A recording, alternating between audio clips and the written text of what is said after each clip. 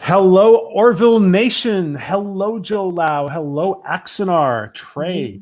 Hello, Teresa Martin, Adega, Mr. Lundell, Bird of Prey. Bird of Prey is in both in the chat and the panel. Hello, everybody. Guys, thanks for joining us. We have an amazing program. We have, let's first introduce our panel. We have our friend and co-host, actress Simone Bailey, which you all know. Hi, everyone. We have our friend Michael J. Crawford, the anti-trekker. Hey, everybody. We have our other friend from YouTube, Bird O Prey 5. Thank you. Hello, all. And we have our one of our favorite co-hosts, 30-year cartoonist of the comic book industry, George Peter Gatsis, you all know. Greetings, everybody. Greetings. All right, guys. Hello, Dollified. Hello, Joe Lau. Welcome, everybody. So we're going to have, you guys all know we're here for a very special interview. We're interviewing Marc Zicree. He is the creator of Space Command and so much more, guys. Most of you do not know this, but Marc has been a part of so much of the science fiction that we have known throughout our entire lives, including Star Trek, Sliders. A lot of people did not know he was involved with Sliders. Mantis, Babylon 5, Star Trek Next Generation, The Real Ghostbusters, the cartoons, Bionic 6, Galaxy High School. You name it, this gentleman has done it. So let's give a nice warm welcome to Marc Zicree. Welcome, Marc. Glad to be here, guys. Thanks everyone. Marc, it's I also want to publicly acknowledge the seventh rule and Ryan T. Husk for helping set this up, and your assistant Angelique as well. Yes, she's great, and they're both actors in Space Command as well. So it's very fun to be able to collaborate in all these different ways nowadays. It's great. Yeah, wow. So thank you, Seventh Rule, and hello to Seventh Rule. You guys are in the chat. So I'm going to let Simone, our co-host, start off with the first question. But I just wanted to ask Marc, how are you handling the whole confinement situation before we start? It's really fun because we're in post-production on Space Command and prep. We're prepping to shoot the 4th hour.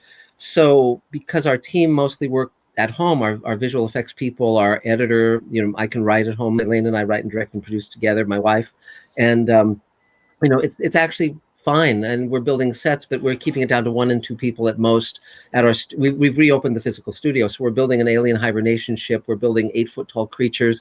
But again, our designer, the head of our art department, he works out of his home. So it's we're doing just fine. And I've even started playing with the idea of doing an episode, like an original episode of Space Command that would be with the actors on their own computers, on their own phones, writing them as the characters and weaving together narrative, utilizing special effects shots we haven't put into the episodes yet. And I'm going to play with that this week and see if I can make it work. I think I can. And I'll also be bringing in some actors who haven't yet appeared in Space Command, like Sirach Lofton. You mentioned the podcast, and Sirach, obviously he was in Far Beyond the Stars, which I came up with on DS9, but he'd love to be in that episode that I'm cooking up now. So wow. It just keeps going. It's fun. And the funny thing is, all these executives are normally busier than hell. These TV executives, they're at home bored out of their minds also. So I had a great meeting via Zoom with an executive at Amazon on Saturday, and he's going to be he and the entire science fiction team at Amazon are going to be watching Space Command and also looking at another project of mine, Magic Time, that I'm going to be shooting as well. So it's a great and the president of the CW is looking at Space Command now as well. So it's we haven't slowed down one bit. So we're doing fine. So it's great. Amazing. Wow. Yeah. Wow. Yeah. Oh, wow. Simone. Well, yeah. So, Marc, I want to say I am so impressed by the body of work that you've amassed. You are a true creative force. And for our viewers that are new to you and aren't familiar with Space Command, can you tell us what Space Command is and how that all came to be? Sure, you bet. Well, as you mentioned from my long history with television. I actually started as a professional writer when I was 19, and so I'm not 90 years old now. Even given my credits, I mean, I'm still vital. I walk and talk. But recently, I run a roundtable of writers and directors and actors and producers that I've been running for 27 years. It's several thousand members. We have offshoots all over the country, and it's basically to create a supportive atmosphere in Hollywood, a compassionate community. And so I started hearing about crowdfunding from all these people I was mentoring. And a few years ago, science fiction on TV and film was very dark and very dystopic. We still see a lot of that now. And I wanted to do something inspiring and hopeful that would inspire people the way Star Trek inspired me when I was a kid. I mean, people forget that the original Star Trek was made during the Vietnam War and during the riots in the American cities, the race riots, the civil rights movement was in full swing. Terrible things were happening in America, but Gene Roddenberry still had the courage to say we can reach across boundaries and barriers, we can be better, we can create a better future. And because of that, it inspired millions of people around the world to become scientists and teachers and raise loving families and reach out to others who were unlike them. And I think that was really important. I think we, as TV writers and producers and directors, shouldn't abdicate our responsibility to our society. And it's not that you're on a soapbox or proselytizing. It's just that you're saying, hey, look, the future doesn't have to be a nightmare. We can take action, compassionate action. And so rather than trusting, and a lot of my friends are showrunners, and they said, hey, we can walk this into a network and we can get a pilot deal and let's do it.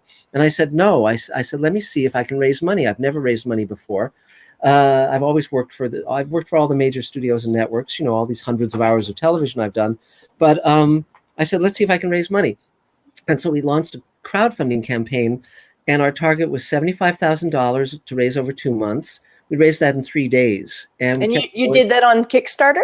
On Kickstarter. And and by the end of it, we'd raised $221,000. And so that was enough to open the studio, start building the sets. And ultimately, and then I started selling investment shares of $7,500 each because I wanted something that people could afford. It wasn't like, millions that they would have to invest. And so the fans around the world stepped up, and between Kickstarter and selling investment shares in Space Command, which I'm still doing, and we still have a Kickstarter campaign going, my audience has given me over $1 million. And so as a result, I was able to shoot the first 3 hours of Space Command. We've just released the first hour. We're in post on hours 2 and 3. We're ramping up to shoot hour 4. It's a 12-hour first season, and then we'll go on beyond that. But our studio is up and running, and I have my own YouTube channel called Mr. Sci-Fi where people can watch what we're up to. And which is a great channel, by the way. Thank you. Well, the way that came about was I was having lunch with Glenn Mazzara, who was the showrunner of Walking Dead, and he said, "You know so much about science fiction, you should have your own channel." And so I started one, and it's been great fun because I can talk about anything I want to talk about relating to science fiction. And I also wrote the book The Twilight Zone Companion when I was in my early 20s, and so I'm the world's expert on the Twilight Zone. I produced the Blu-ray. You can listen to me talk for 30 hours on and 52 commentaries on that, and just fun, great fun stuff. So I started with passion and enthusiasm and learning the lessons from the great writers of science fiction, and I'm still doing it now, all these years later. Can you talk? Oh, sorry. Can you talk a little bit about the cast for Space Command? You bet. I see. One thing that's great fun is that because I've worked with so many actors. Oh, sorry about that, guys. I'll turn that off. I love the spacey ring. Sorry about that. That's one of my actors calling. Mike Harney. Mike stars in Orange Is the New Black and Project Blue Book, and so he's in a lot of the stuff I'm doing, including Space Command. But to answer your question, Robert Picardo from Star Trek Voyager and Stargate Atlantis and the Orville is in it. Mira Furlan and Bill Mumy and Bruce Boxleitner from Babylon 5. Mike Harney, as I just mentioned. James Hong from Blade Runner and Big Trouble in Little China. Ferran Tahir, who's the Federation captain in JJ's Star Trek, who gets skewered by the Romulan at the beginning of the movie. We also have John Hennigan, who's a famous wrestler. He wrestled as Johnny Nitro and so forth. And we've written roles for Armin Shimmerman and Ethan Phillips and Gigi Edgley of Farscape and J.G. Hertzler and on and on and on and on. And it's just, and Doug Jones from Star Trek Discovery and Shape of Water is one of our leads as well. So, and we also just recorded the audio play, which is a prequel. And we've done that. We're doing that as a graphic novel and as an audio play. So all of our lead actors played the roles in the prequel as well. So it's and to answer your question also about what Space Command is about, it starts 60 years from now.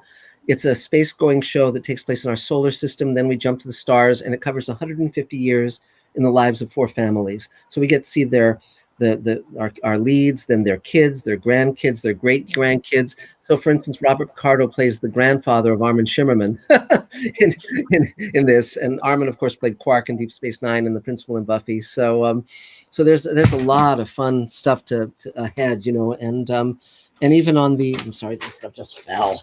Also,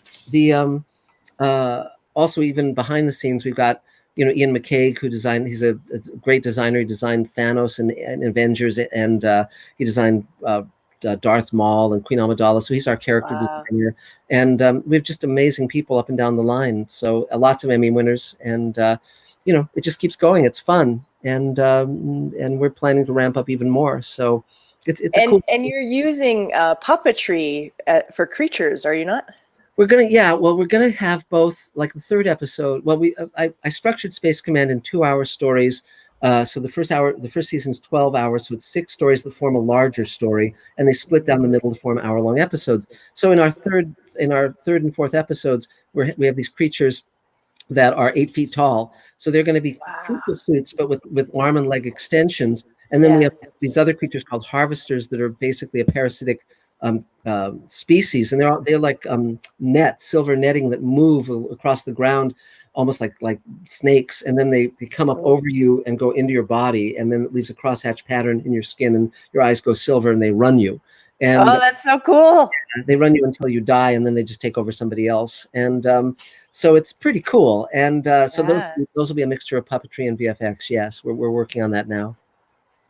I just love everything. I mean, I did just looking you up and learning about Space Command. Another thing I was very impressed by was your character names. So can you talk about that? Well, yes, because I grew up, when I was a kid, the 3 shows that made me want to be a writer were Star Trek, The Outer Limits, and The Twilight Zone, the original versions of all 3 of those. And I started noticing that the writers on those shows were the same writers that I was seeing their names on the science fiction books and short stories I was reading, Theodore Sturgeon and Richard Matheson and Harlan Ellison and so forth, David Gerald. And so I was a huge devotee of these writers. And as soon as I was a teenager, I started going to science fiction conventions and meeting them. And many of them, including Ray Bradbury, became mentors. And so I thought, because Space Command, it's set in the future, but it has an aesthetic along the lines of 1950s science fiction book covers and so forth, I thought that I would name all the Space Command characters after science fiction writers. So that we have Lieutenant Sturgeon and Lieutenant Bradbury and Chilton, who's Charles Chilton, who wrote Journey into Space, which was a great BBC radio show of the 50s. And Captain Kemmer is named after Ed Kemmer, who was the lead on Space Patrol, which was another great science fiction TV show of the 50s. That Ed Kemmer, I actually got to meet him. He's passed away now, of course. And but I mean, so all of it is a sort of a tip of the hat. There's a character named Delaney, who's named after Samuel R. Delaney, who was one of my teachers at Clarion, and Nichelle Nichols. Interestingly, we shot a scene with her, and she plays Octavia Butler, who of course is named after another great science fiction writer who I knew, who sadly passed away. So, but again, it's just kind of like a little nod to the fact that we're all in a tradition, of great science fiction. And again, when I came up with Far Beyond the Stars for Deep Space Nine, where the characters were 1950s science fiction writers, that was again my attempt to show that world of where we came from, of where you wouldn't have Star Trek or Star Wars if you hadn't had these writers writing for the love of it, for a penny a word or 5 cents a word or $1,000 for a novel back in the 50s. So so I'm very aware of our tradition, and I'm grateful to be part of that tradition. I think it's really wonderful. And so yeah, there's a lot of that kind of fun stuff. I love it. That is the ultimate fan service. And the other thing I love, just now that we're talking about Space Command, is did you not have a spacesuit contest? Yes. And Can you talk about that? Yes.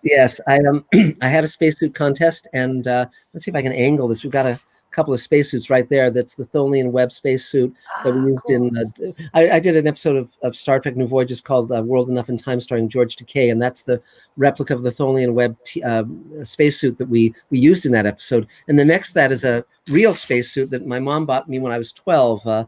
It's a Navy high altitude suit, and it was used in a Twilight Zone episode called The Parallel.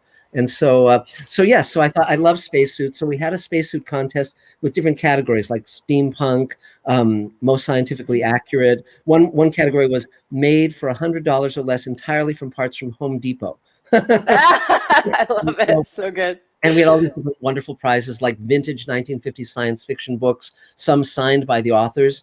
And I think I'm going to have a second phase of that contest now that everyone's stuck at home, Yeah, you absolutely should. Yeah. And another contest I'm thinking of having is a poster contest where people can do their own Space Command posters. So for those who aren't able to build spacesuits, and because again, the whole idea with Space Command is that I love the inclusivity of science fiction. The fact that we can go to conventions and meet our heroes. We can meet, Doug Jones. We can meet, any of insert writer's name here, Kevin J. Anderson, whomever, I met Ted Sturgeon at a convention. I met Ray Bradbury at a convention, etc. Guillermo del Toro. I ended up writing a book with Guillermo, and I met him initially at Comic-Con. So that's so cool. So the fact that it's such an inclusive community, because all of us started as fans and still consider ourselves fans, despite our credentials, so-called. So I want, and because the world financed me for Space Command, I want to include the world as much as possible in Space Command. So for instance, although I cast a number of very famous actors in Space Command, I remembered the Gone with the Wind talent search when they were trying to find Scarlett O'Hara. And I thought, well, why don't we have a worldwide talent search for two of our lead actors, not a walk-on, not a cameo, but a lead role. And anyone anywhere in the world was able to shoot their own, they were able to download audition scenes from Space Command and shoot their own audition anywhere in the world. And we got 1,200 submissions. We got 7,000 inquiries, wow. 1,200 videotapes, tapes. And we cast 9 of our actors, including 3 of our leads from those submissions. So Ethan McDowell, who plays Captain Jack Kemmer, he's from Wyoming. Brian McClure, who plays Lieutenant Bradbury, is from Iowa. And Aaron Gaffey, who plays Captain Matt Kemmer, Jack's grandson, is again from the Midwest. And Captain Lorraine Essex, who's again one of our leads, she's from New York. So it was great fun. And so I love that. Yeah, and if someone pops up and says, "Hey, I'd like to build a spacesuit for you," you bet you'll get credit, and just mail it to us, and we'll use it. And it's I'm not a snob, and that helps me enormously in my life. I like Hollywood can be so arrogant and so stupid, and so it slams the door on people who deserve to be welcomed in with open arms, And so I come from compassion. My viewpoint, my work is compassionate. My life, I try to be compassionate, and I love the fact that here we are talking on Zoom, and we had a meeting with our visual effects team on Zoom the other day, and and so forth. My investors are from all around the world, and people can still buy Space Command shares at $7,500, or they can go onto our Kickstarter campaign and throw some money our way. It's like we're still doing it that way, and our goal is to have a visual, is to have a VOD platform like Netflix or Amazon pick up Space Command, but we're not waiting to be picked. We're shooting regardless. And you have creative control, which is amazing. Yes, because I write it, I cast it, I shoot it. It's like, for instance, if I'd gone to a network with Space Command and said, "Hey, I want Mira Furlan, Doug Jones, Bob Picardo, Bill Mumy for the leads," they would have said, "Who?" And then they would have said no. And then they would have said, "Here, look, you need to cast this actor that was just starring in a CW show, and he can't act, but you have to use him." And it's like, I don't need to act. I want actors who can act. Yeah, exactly. But beyond that, like for instance, the show I'm creating with Rockne O'Bannon, it's called Sweet Haven, and the plot of that, which is in a little bit prescient considering the times we're in now, is there's a bioengineered disease that gets out of control, and it kills everyone in the world under 60. And so the people who are 60 and above have to figure out how to keep humanity going when they can't reproduce. And so I've already cast. So Mike Harney will star in it, again from Project Blue Book. Barbara Bain is in it. She's from Mission Impossible and Space 1999. Robert Picardo plays a role. Mayor Furlan plays a role. I've written roles for Gates McFadden and Nana Visitor. And I mean, I have to reach out to them. I've already started the conversation going. I want Jonathan Frakes in it. I mean, it's going to be a great show. And, you know, and again, if I went to a network and said, hey, can I do a show where everyone is 60 or above? They would say, no. Well, I've got my own studio. I don't That's care. an interesting idea. Yeah. It's fun. It's super fun. And because these actors who are wonderful, when they get cast in something nowadays, it's like a little supporting role. Maybe they're the comedy relief. Maybe they have like a scene or two. And it's a huge waste of their talents. And I wanted something that would be, you know, where they would really be able to play major characters and really have character arcs, and you'd be able to really take a journey with them. And that's the same thing in Space Command. You know, it's like James Hong, he's, you know, I guess he's pushing 90 now, and I loved him in Blade Runner, and I loved him in Big Trouble in Little China. And so I just reached out to him and said, hey, you know, you want to be in Space Command? And then we have him playing a role. It's wonderful to have no bullshit. You know, it's basically, you know, you come from authenticity. The fans recognize that. Your collaborators recognize that. Then you just have to deliver on what you say. And the first episode of Space Command has 900 visual effects shots, as does the second hour. And that's an enormous amount. It's crazy, but I don't care. We're doing it, you know. And you know, it's fun. It's super fun. So you know, and the more the merrier, you know. So yeah, I love what I'm doing. It's terrific. I love that you play to the fans more than the studios. Yes. Yes. And again, it's not, I don't mean to badmouth studio network executives. It's just that they have a different priority. Their priority is to make sure that their companies make money. Oh, and badmouth, please. Yeah, but no, but it's I understand that their priorities are not mine. You know, if I go to buy a hot dog at a hot dog stand, his priority is to sell me a hot dog. And, you know, it's different from my priority, which may be to eat a hot dog, you know. It's like, so I don't expect them to be the magical genies that give me all my dreams creatively. But if you don't expect that, then you have to take responsibility. Now it's been challenging to raise the money while I'm making the show, but tough. I don't, you know, okay, that comes with the territory. But the fact that 8,000 of my fans around the world have given me close to $1.5 million so far and still going strong, that's great. And you know, the only thing that selling it to a VOD platform will allow me is it'll allow me more money more quickly, so that I'll be able to deliver episodes more quickly, like the Orville or Star Trek Discovery or Picard, because I can't deliver as quickly as they can, because it's just, you know, I'm working, you know, basically out of a little, you know, small operation, but I can certainly come up with something of quality, which is what I've been doing. And I'm very proud of what we're creating with Space Command. And also the first hour, we've sent the completed first hour to our backers and our investors. So anyone who throws money at the Kickstarter campaign or buys shares in Space Command, they get the hour. But what we've been also doing is carving it up into webisodes and airing that on Mr. Sci-Fi. So once a week we air an episode that's about 5 or 10 minutes long. So we'll get through the entire hour within, you know, a month and a half, 2 months. And then, but we're continuing to go. We're completing the second hour. It's in post. We're completing the third hour. I've written the first 8 hours. I've outlined hours 9 through 12. I know where the show goes. Where the first novel is written, the graphic novel is written and being done. The audio play is completed and in post. You know, so it's, see, the good part is because I come out of television, I'm very good at multitasking. I've actually just sold a new book called Greenlighting Yourself, which tells people how they can basically do what I've been doing. And so that book is sold already. And as soon as I finish writing it, it'll be out in the public. So, you know, it's this stuff is all huge fun. You know, it's Christmas every day. Anti-Trucker, do you want to go ahead and ask? Please, Michael. Actually, it's kind of funny because, you know, you say you raised about $1.5 million, which how many hours did you say you produced on that? We're coming in at about $300,000 per hour. So we're about to shoot hour 4. We need to raise about another $200,000 to roll camera on that. And so I'm hoping to raise about $100,000 on Kickstarter and maybe sell enough shares to get $100,000 from my investors or anyone who wants to step up with that. You know, so to just put it in perspective, the average hour of dramatic television, the budgets are anywhere on the low side from $1.5 million for a show that's crap, basically, to $15 million per hour on something like Game of Thrones. Star Trek Discovery is over $10 million an hour. You don't want to about 10 minutes on Picard with your budget.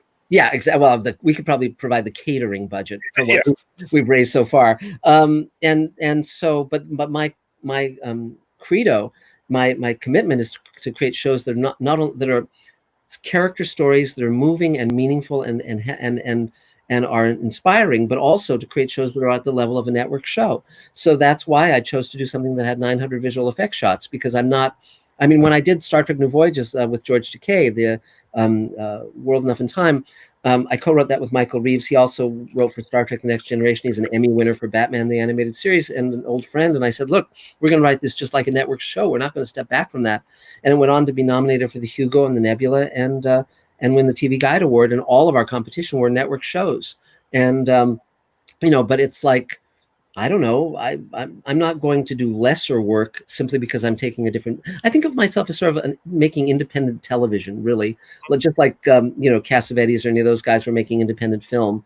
It allows me, as you said, Simone, the opportunity to have absolute freedom creatively, and so it just means that I have to be more inventive. Like to give you an example, there's a scene I've written for Mira Furlan and two of our other actors we're going to be shooting, and it takes place in the departure lounge of a space station. They're about to head off to Altair 4 to an archaeological dig, and so how do I shoot that scene? Well, I live in West Hollywood, and one day someone threw out a white leather sofa, so I carried it home. And then later, someone threw out 4 white leather chairs, which matched my white leather sofa. So I carried those home. And then someone threw out a white end table, an Art Deco end table, which matched the chairs and the sofa. So we're going to use that as the furniture for the departure lounge, and we'll shoot it on green screen, and we'll throw a background on it with like the Earth from space, and we're good to go.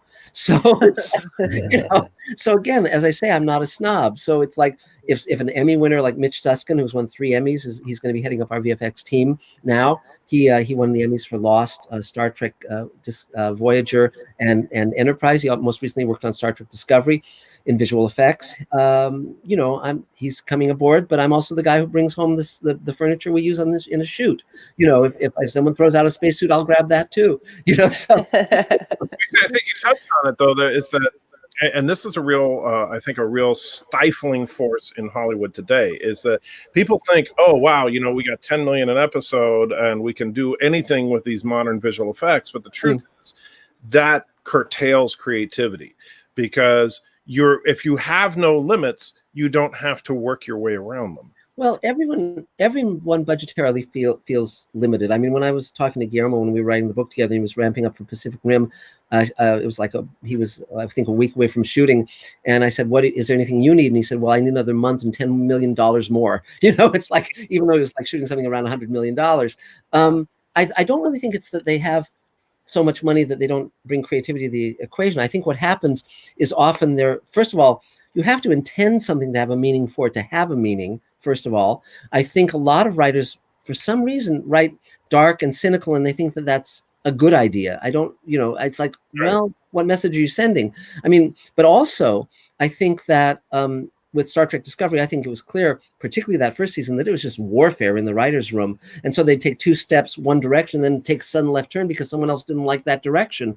And it just ended up gobbledygook. And the second season was a bit better, but still kind of like, so complicated and peculiar with the Red Angel and all this nonsense. I mean, I think Orville's a better show than the Star Trek shows. I mean, Orville, I think, has meaningful characters, and I think it has, I've watched only the first season. I haven't watched the second season yet, but I think it's a better show. And it only gets better. Sorry, go Bert, go ahead. Please. I was just saying, it only gets better, Orville. Good. That's what I've heard, and I look forward to that. And again, Brandon Braga, is on that show, and I've known Brandon since the Star Trek: The Next Generation days, and he goes to my gym when it isn't a time of plague. We see each other every few days. Time of plague. Yeah, but again, it's like I am very aware of my role in the world. My role in the world is to inspire and bring people together and have them recognize that we are not different. We are, in Space Command, there are gay characters, there are Muslim characters, and they're not the Muslim character, the token Muslim character, the token gay characters. That's just part of who they are as people.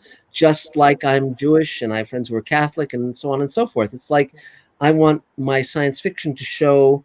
I mean, for instance, my villains are usually people who stay self-protective and lash out, and my heroes are those who reach out with compassion.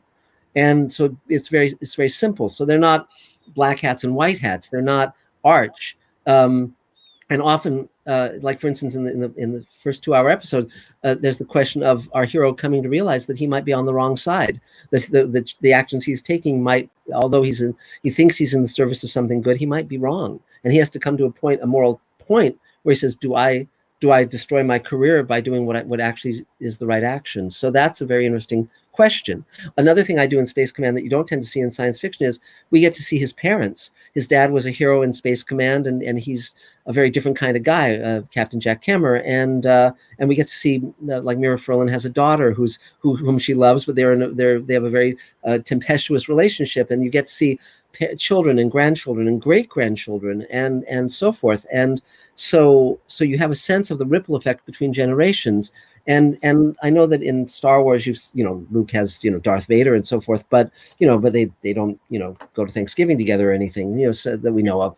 But so the point being, I want to show people in Matrix. I want to show them in their lives that are lives like our lives. I mean, they have friends, they have confidants, they have relatives. But in a way that's not just kind of like a very special episode where you see Kirk's brother who's like unconscious and looks like Kirk with a mustache, I guess, and then he's gone and you never see that guy again because he died. That's in the one with the flying vomit. Parasite.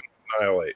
Yes, yeah, great episode. I love the original series, was a big inspiration for me too, and actually, like when you were talking about your hero questioning themselves, I think about some of my favorite moments in Trek is when Kirk had doubts, right?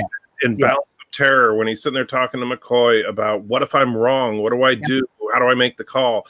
Well, that's like in the Salt Vampire one, the Man Trap, where they actually destroy the last of a sentient species, and the creature itself disguises itself as McCoy and says, "Well, why don't we just give it salt?" It's like, good idea.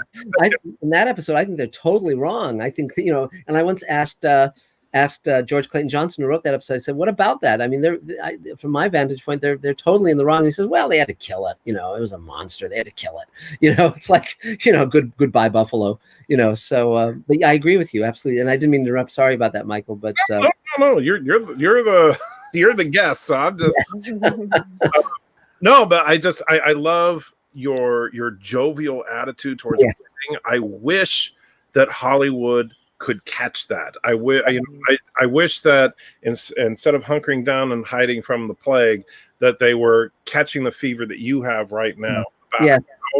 Well, I can speak to that because I've lived and worked in that world for many decades, and I was very lucky on DS9 when I came up with Far Beyond the Stars, or on Sliders, or even on Friday the 13th, which I story edited, or even when I wrote animation like Real Ghostbusters. I was given great freedom, and fortunately, our executives were smart, like Bonnie Hammer at USA and so forth. They were smart and they got it. I mean, there was a show that Ricky Manning and Hans Beimler and I worked on. They were the showrunners and I was the executive story editor. It was called Beyond Reality. It was sort of like the X-Files a few years before the X-Files, and about these paranormal investigators, and very Twilight Zone kind of show. And during the second season, at the beginning of the second season, Bonnie Hammer, who was our network studio executive, came to us and said, "I'm having trouble on another show, so I'm just going to leave you guys alone for a while and trust that you'll not do anything, out of line." And so for the better part of a season, we had no approval process. We basically would come up with an idea, approve it ourselves, outline it, write it, and air it. And the first the network saw of anything we were doing was the rough cut of the show. And then at the end of the season, Bonnie basically came back and said, "Well, I knew I could trust you guys." And that was great, And that is great. But and Ricky and Hans came off of Star Trek. They were on DS9 and Next Gen and so forth. But a lot of the reason why these writers are so sour often is because they come to these shows like Star Trek Discovery or Picard with great hope and great enthusiasm, and then they start getting the notes from the network and the notes from the studio, and and the other writers disagree with them in the writers' room, and the writing staffs are way too big. You can't have 10 or 20 people in a room and ever come to any kind of consensus. You know, the largest writing staff I was on any of the shows I was on as a story editor or as a producer was 3 writers. We had 3 Wow. writers, and like on Sliders, we had 22 episodes in a season, 22 episode season. 11 would be freelance, but most of those would have to be rewritten from page 1 because the writers would not know the show as well as we did.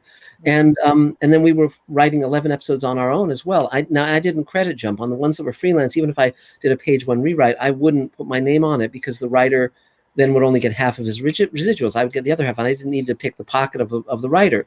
So, but we were taking pitches every single day. I think that's a much more efficient system than what they have now, which is they hire 20 guys and 10 of them can't write the show, so they just sit in their office writing their spec features until their contract runs out, and the others are just in a room arguing and wasting time. I mean, it's chaos, and even when it isn't chaos, unless you say to yourself, what most writers say, I'm just reporting on the world as I observe it. I'm not an arbiter. I'm just seeing this dark world of hopelessness. I'm commenting on it, or whatever their justification or rationalization for that is. But I think, as I said earlier, that's an abdication of responsibility.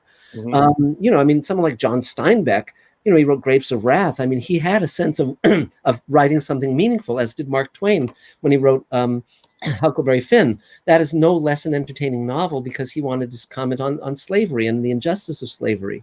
You know, I mean, I think there's a way to create something that's valid art, but also has a positive purpose in the world. I mean, Rod Serling certainly saw that. He was not a cynic at all, and nor was he a pessimist.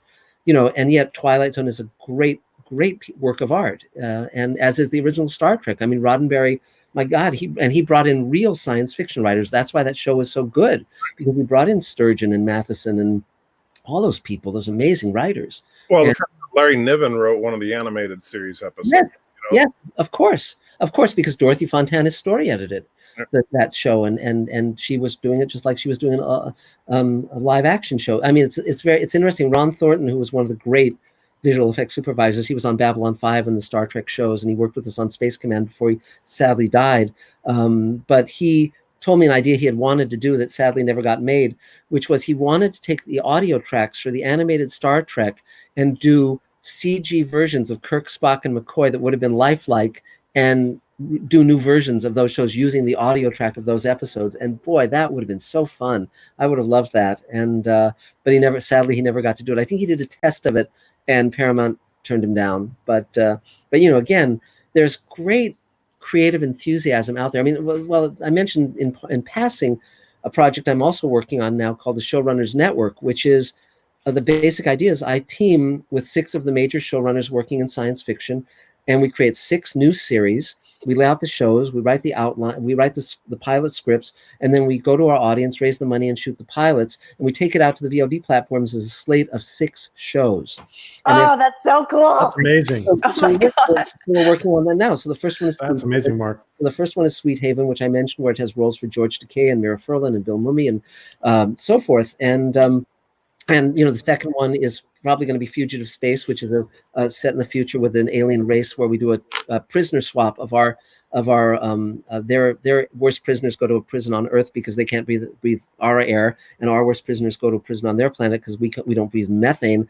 And there's a prison break on the station in between because one of our prisoners has gotten the information that the aliens who are fighting a war they're losing have worked out a deal with the Earth government to basically empty out our slums and use our poor people as their basically slave fighting force. And so we go back to Earth to stop that from happening. And so Mark Fergus and Hawk Ostby and I are talking about that.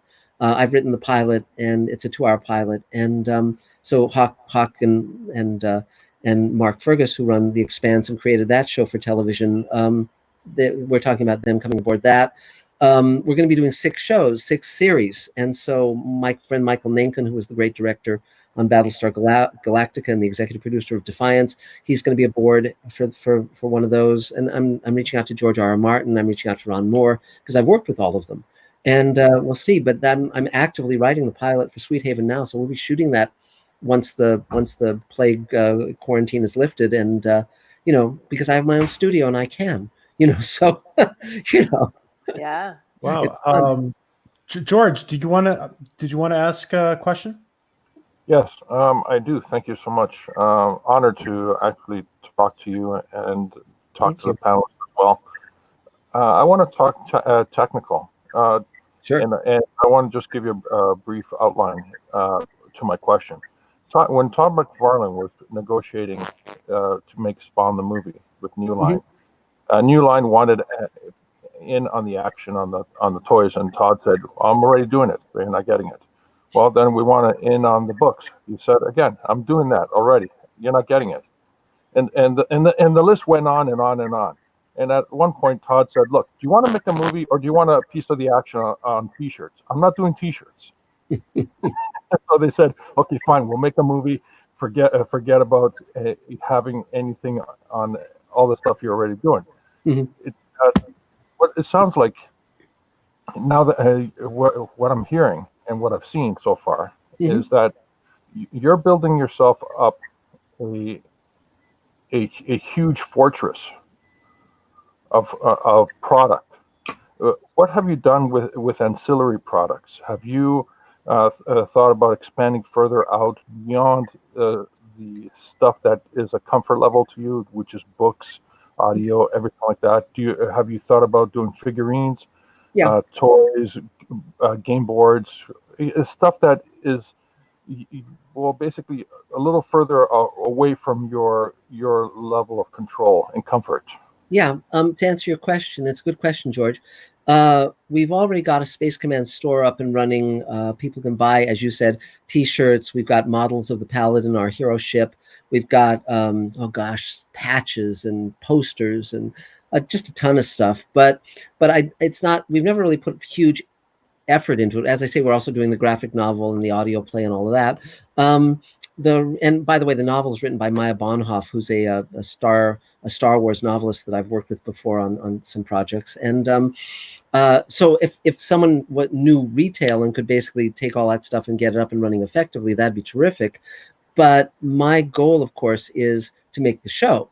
Because the show is the dog, and the rest of it is the tail. That I don't want the tail wagging the dog.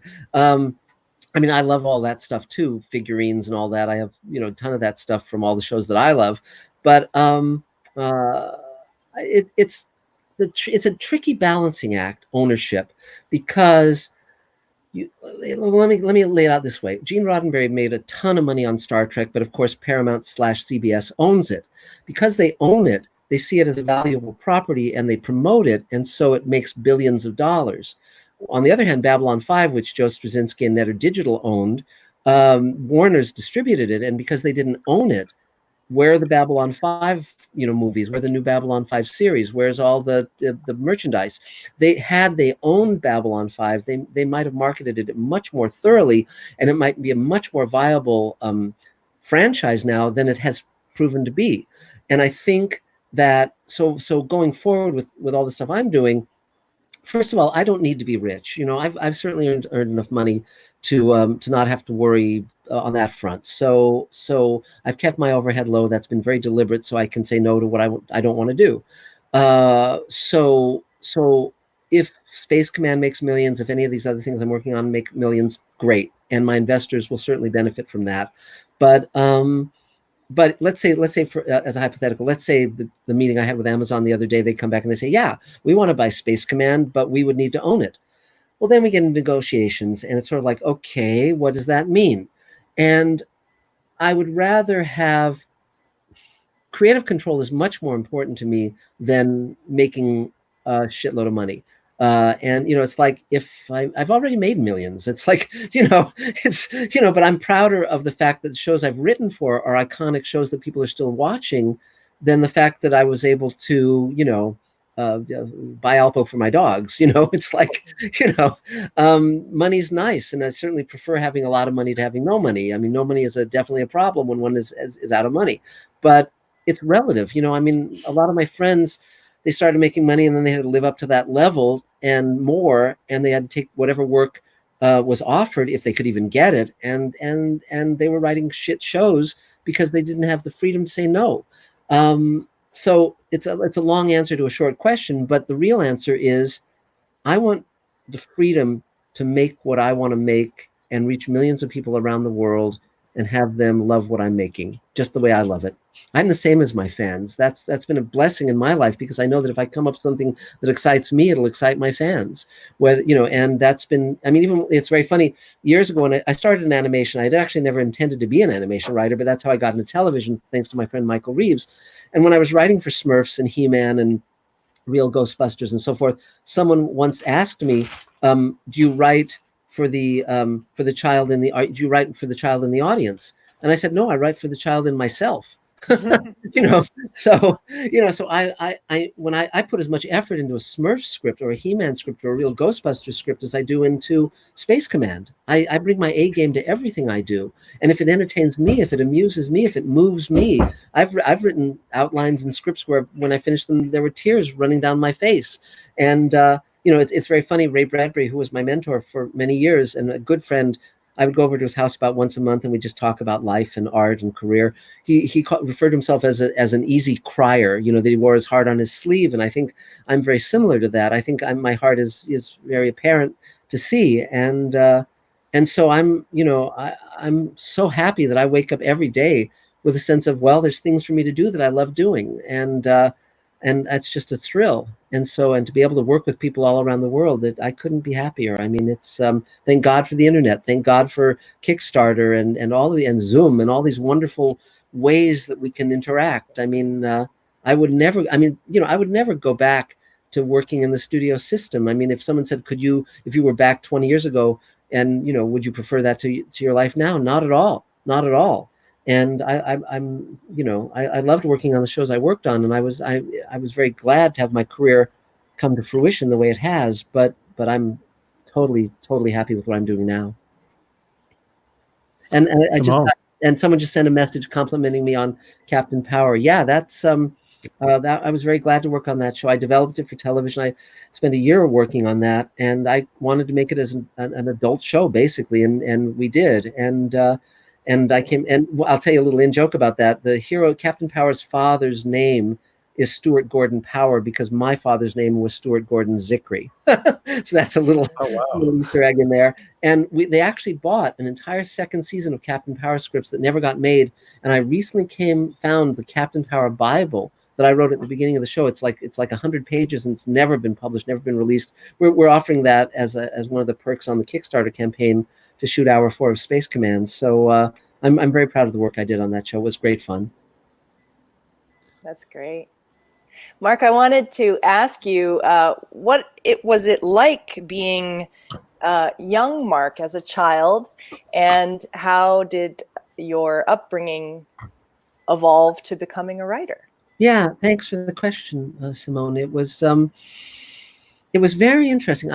One of the reasons I wrote the Twilight Zone Companion, beyond wanting to learn how to write and produce television, was I was very interested in what makes a writer who can create something amazing like Star Trek or Twilight Zone, what creates someone like that as a child.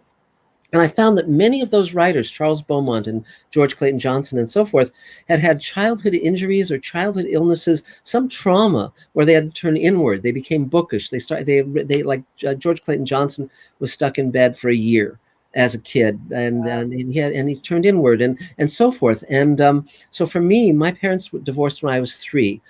Both my parents were married 4 times. I was their first marriage, and so there's a lot of brothers and sisters from my father's various marriages, and so I think that trauma from when I was 3 years old made me want to escape, and the farthest I could run was space. You know, it was so science fiction held a great appeal, and when Star Trek debuted, the fact that they were all a family and that they were all there for each other, Kirk and Spock and McCoy and Scotty and Uhura and Chekhov and Sulu. It was so appealing to me. There was a cohesiveness that I longed for, and so science fiction really spoke to me. And it was also, I grew up during the space race, you know, and the Mercury and Apollo and Gemini programs, and so again, the science fiction was linking very much with what was happening in the real world. This notion of going to the moon. The one thing science fiction never predicted was we would go to the moon and stop.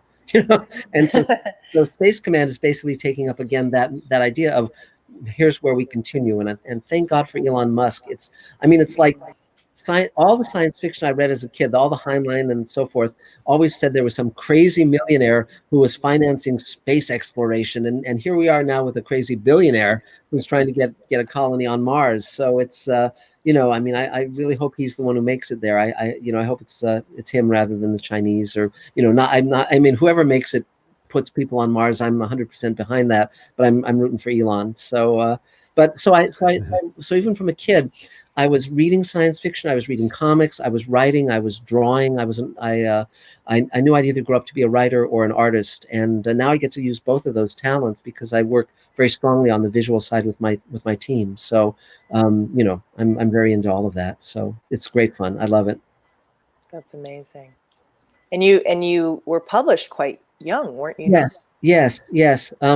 The first I had a radio play called Lobotomy that satirized science fiction TV shows and movies and conventions that I wrote, directed, and acted in, that aired on KPFK here in Los Angeles. And that aired when I was 18. And then the next year I went to Clarion, the Clarion Writers Workshop, which is the top science fiction writing workshop in the country. It was 25 students, and each week, for 6 weeks, a different famous science fiction writer would come live with us in the dorms at Michigan State University, and we'd write like crazy. Oh, that's amazing. It was phenomenal. So my teachers were Joe Haldeman, Damon Knight, Kate Wilhelm, Roger Zelazny, Samuel R. Delaney, and Gene Wolfe. So these were giants of science fiction. And the students in my class included Kim Stanley Robinson, who went on to become a great science fiction writer, and Robert Crace, who went on to become a great mystery writer. So it was terrific. And so Damon Knight, who was one of our teachers, he wrote the story To Serve Man that was made into a great Twilight Zone episode.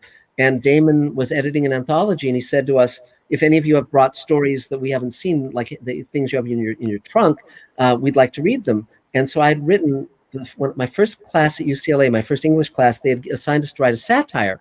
And Nixon had just given a speech at Disney World. And I thought, well, wouldn't it be interesting if they swapped him out for the robot Nixon in the Hall of Presidents, and then Disney would be running the country. And so I wrote a story called Leader of the Club, where basically Disney conquers the world, and then they thaw out Walt Disney. Everyone said Walt had been cryogenically frozen. So they thaw him out, and they show what Disney World literally is like. And Damon read it and loved it and published it. And that was my first sale. So it was $50 was my first sale, and then 20,000 was my second, which was for the advance of the Twilight Zone companion. So I finished my art school at UCLA, got my degree in that, but by the time I got back from Clarion when I was 19, I knew I wanted to be a writer professionally. And so as soon as I got out of college when I was 21, I started writing the Twilight Zone companion. And by the time I was 22 or 23, I was writing for television. So that was wow, that was pretty great. So I didn't. Yeah. So when people always say, well, you have to pay your dues, I always disagree with that. I say, no, you don't have to pay your dues. You have to learn your craft. Don't suffer for decades. Find out what you're doing and fix it. Wow. It's like, easy is always, if you have a friend who gets you but this is where you have to seize opportunity, because as I say, I wanted to be writing for Star Trek and those kind of shows. But when Michael Reeves, my friend Michael, the way I met Michael was Ted Sturgeon was teaching a writing class at UCLA, and it was adult education. As an undergrad, I was forbidden to take the adult education classes. But I thought, well, hell with that. I'm going to take a class. Ted Sturgeon was one of my heroes. He'd written for Star Trek and great novels and short stories. And so I took his class, and his teaching assistant was Michael Reeves, who had just gotten out of Clarion 3 years before me. And Michael and I became friends, and Michael was writing for animation. And he said, I'm writing Space Stars, a show with Space Ghost. Would you like to collaborate? Because he was writing all of them. And I said, sure. So then I wrote several episodes of that. And then Smurfs was just starting up. So we wrote Smurfs. And by then I could obviously write them on my own. So I became the god of animation. I was writing multiple shows simultaneously and learned my craft that way. So it was great. I learned how to write scripts to a page length, how to structure, how to write for character voice, whether it's, Brainy Smurf or Spock or whomever. If I can hear them, I want to ask who your favorite Smurfs character is, just out of curiosity. Brainy, because he was such an asshole. It's Brainy because he was an asshole. Yeah, That's like I would never guess that you'd say that. Brainy was great to write for because Papa Smurf was kind of supercilious and patronizing to everybody, but Brainy was always so sure of himself and so sure that he was smarter than everyone else, and it's like, oh man, he was impossible, and that was pretty fun to write. And he says, Yes, and then Real Ghostbusters. I loved writing Real Ghostbusters because Joe Straczynski was story editing it, and he said just write these like they're sequels to the movie. Don't write them exactly as if they were adult films, and like the level of the You adult. guys kept that alive, Mark. Yeah. You guys kept Ghostbusters alive with those cartoons. It was fun. Yeah, well, there were two camps on that show.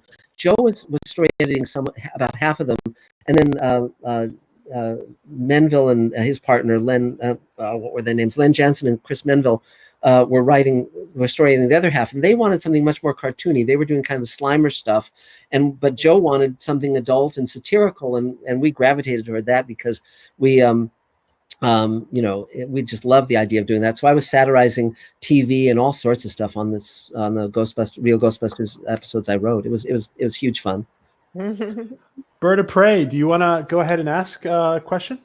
Yeah. A couple of questions, if you don't mind. I see in the chat from Tink, is that a Disney story anywhere available to be read publicly? Well, interestingly enough, on Mr. Sci-Fi, I'm planning to do a reading of the entire story in the next week or so, and I'll have like photographs from like Disneyland of that period, and I'll just read it, from beginning to end. It's a pretty short story.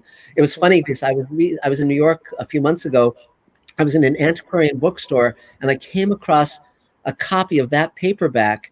And I walked up to the desk, and I said, "Look, I'll either buy this, or if you want me to, I'll sign it." And a woman customer said, "Oh, if you sign it, I'll buy it."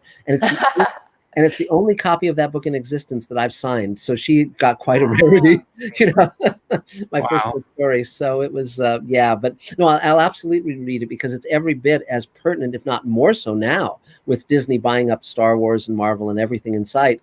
I think people really love it. It's every bit. I mean, it was very funny with this Hall of Presidents, by the way, because they thought that Hillary Clinton was going to win. And so when Trump won, they basically took the Hillary figure and made it look like Trump as best they could. And it looked absurd. But they actually had it there for a while. And now they have a statue of Trump, a robot of Trump that looks like Trump. But if you Google Hillary Clinton Trump robot, you'll see what that looked like. And it was really, really something. So. Okay. Another one that was also earlier in the chat and was something I was going to ask.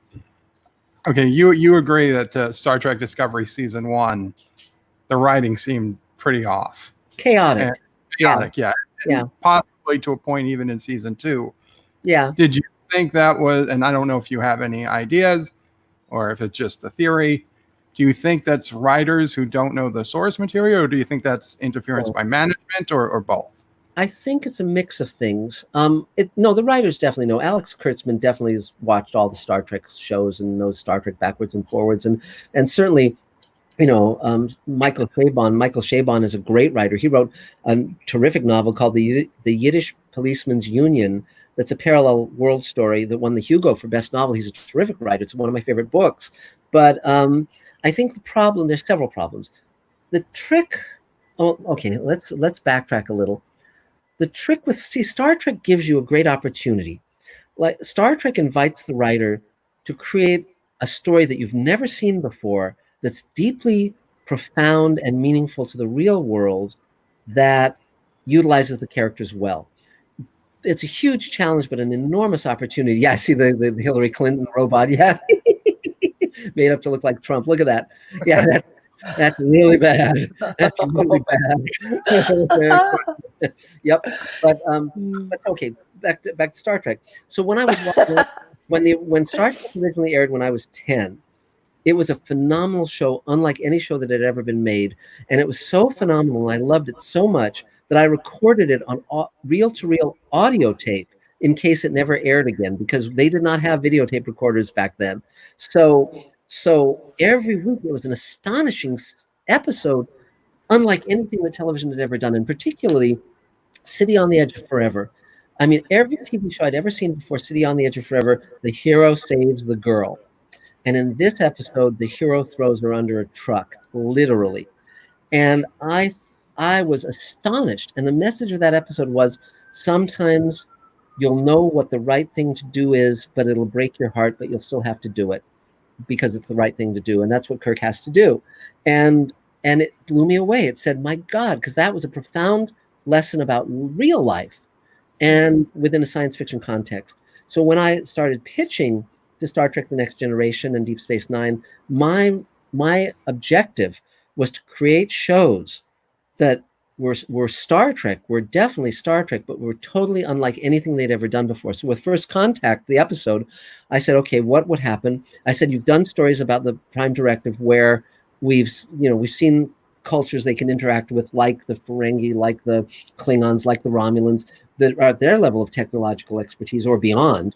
And then but they also have to keep themselves hidden from cultures that are below a certain level. But I said, you've never done a story where a culture reaches that point where all of a sudden the Prime Directive switches off and the Enterprise is sent to make first contact. And the moment I said that, it was the entire writing staff in the room. We were in Michael Pillar's office. I was pitching it. It was the day before Thanksgiving. Everyone wanted to go home. But the moment I said that, their eyes lit up and they just knew they were going to have to do that story. And the same with Far Beyond the Stars. Far Beyond the Stars was like, I wanted to show the world of the science fiction writers of the 50s and write about, why science fiction is important and why telling your truth is important, because your truth can create a possibility in the world that hasn't been there before. So the problem with that is that if you're not careful, you try so hard to do something different that you completely screw up Star Trek, and that's what they did with Discovery. It was like they're trying to do something important in caps, and they're trying to do something different in caps, and so and they come up with these dreadful ideas like, well, let's have the Klingons eat people. What is that about? Or let's have this character of Michael, who's who basically is a mutineer and gets sent off to prison, but somehow she's now second in command on a ship, and it's like, whoa, what? And let's set the show before, like in the period of Captain Pike, and yet have everything be more technologically advanced than beyond the Star Trek: The Next Generation, and let's have them drive on a mushroom drive, because they haven't done mushroom drives before, and why couldn't drive a starship? Of course, mushrooms could drive a starship, and it's like, what are you doing? What are you thinking? And then it's like, okay, and then let's get into time travel, and it's like, boy, if you're not careful with time travel stories, you're circling the drain. I mean, honestly, you can just go crazy, and then it's like, it's like my mother, my daughter, like the line from Chinatown. It's like, well, so the Red Angel is her mother, or it's her. It's like, who is it? What are we doing here? Like, Jesus, it has to be her DNA. Oh, it could be. And then you have to lie down and take a nap, because your head. It's like, I mean, but there are things I really like about Star Trek Discovery. I think the production is astonishing. The visual effects are astonishing. Doug Jones is great. And why is I'll tell you why I think Doug Jones is the best character on Discovery. Because he's the only character who's compassionate and selfless. And that's what Star Trek is about. Star Trek is always about reaching out with compassion. Star Trek is always about being there for other people more than for yourself. That is the definition of what Star Trek is. And then they do Captain Picard, and Captain Picard again. They Hans Beimler, my dear friend Hans Beimler, who was my boss on shows and who was an executive producer on Star Trek: The Next Generation. Hans grew up in Mexico. His parents were Mexican, and his father was German. I think his mother was American, but somehow he ended up in Mexico growing up. And so his English is perfect, but his use of idiom is a little fractured. So we talk about these, what we call Beimlerisms. Richard Manning used to keep a list of them. And Hans used to talk about painting yourself into a brick wall. And I think that's what they did with Picard to a certain degree, because in Next Gen they said, well, basically in the future he's gonna have space dementia, or whatever.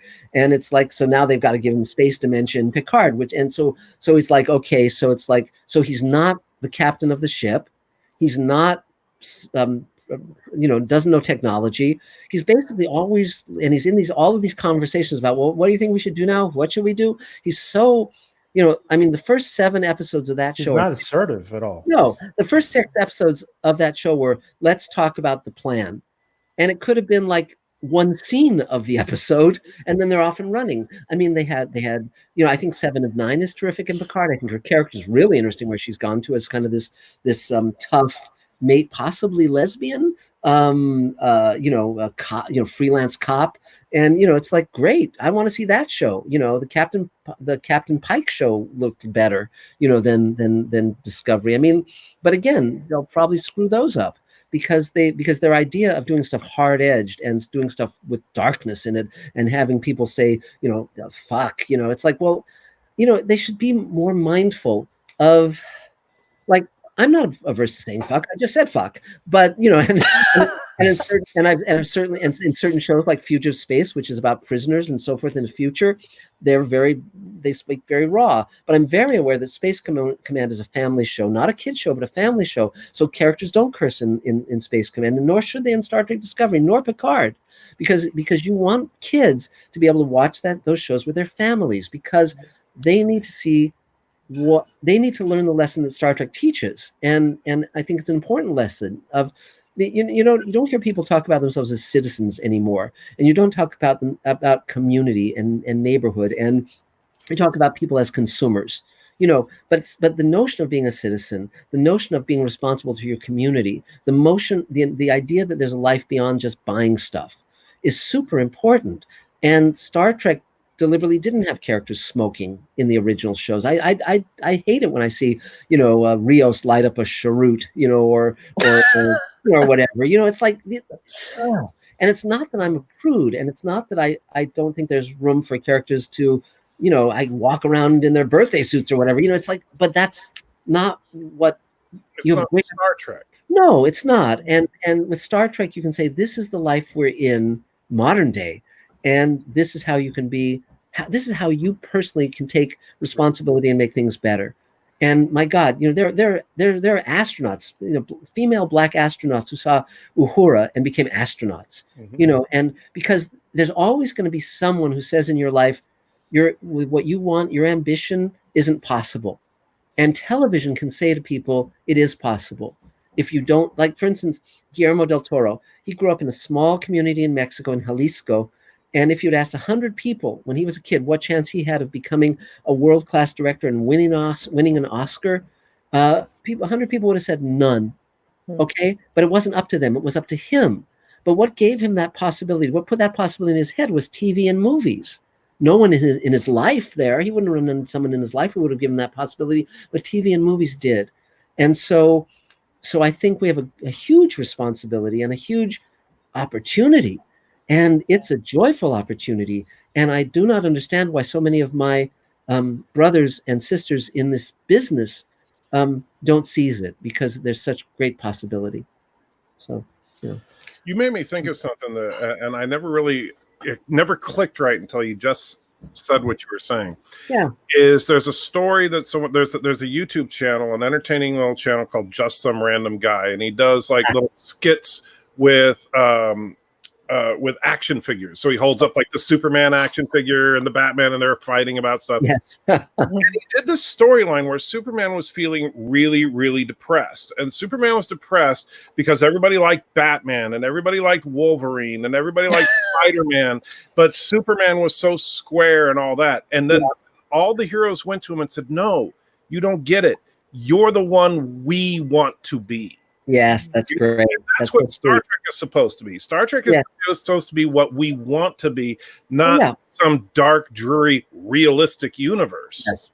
Well, but I agree. Well, the point I was going to make when you were asking about why Discovery and Picard have gone awry, Michael Reeves and I worked up the Captain Sulu series, and I should tell you, because again, when I talk about the opportunity of writing for Star Trek, the opportunity is to come up. You have to come up with something different. Otherwise, you're just going over old territory. So you can't just keep doing variations on Picard and Data or Kirk and Spock. You can't go back to the well over and over and just repeat the same stories. But you have to come up with something fresh and new. But it has to be in the lineage. It has to have be in the tradition of what Star Trek has been. So when I found out from Walter Koenig that they were doing Star Trek fan films that were getting a larger audience than Enterprise was getting with Star Trek New Voyages, I checked it out and I thought it was great. And I realized that we could do a great Sulu episode utilizing their what they had built and building upon it. And so I wrote and co-wrote with Michael Reeves and executive produced with Elaine and directed the Sulu story with George Takei. And it's on Mr. Sci-Fi. You can watch it in its entirety, which I highly recommend. It stars Christina Moses, who is now starring in a million Little Things on ABC. This was her start. We gave her a great role playing Sulu's daughter, Alana. And so once we did that, I wanted to do the great Sulu episode because I knew that CBS was never going to give George Takei that opportunity, and he was such a wonderful actor, and Sulu was such a great character. And So I wrote that and directed and produced it, and it took 1.5 years of my time, but it was worth it. I'm very proud of it. And and then I thought, let's work up the Captain Sulu series, because we'd basically, that functioned as the pilot for a Captain Sulu series.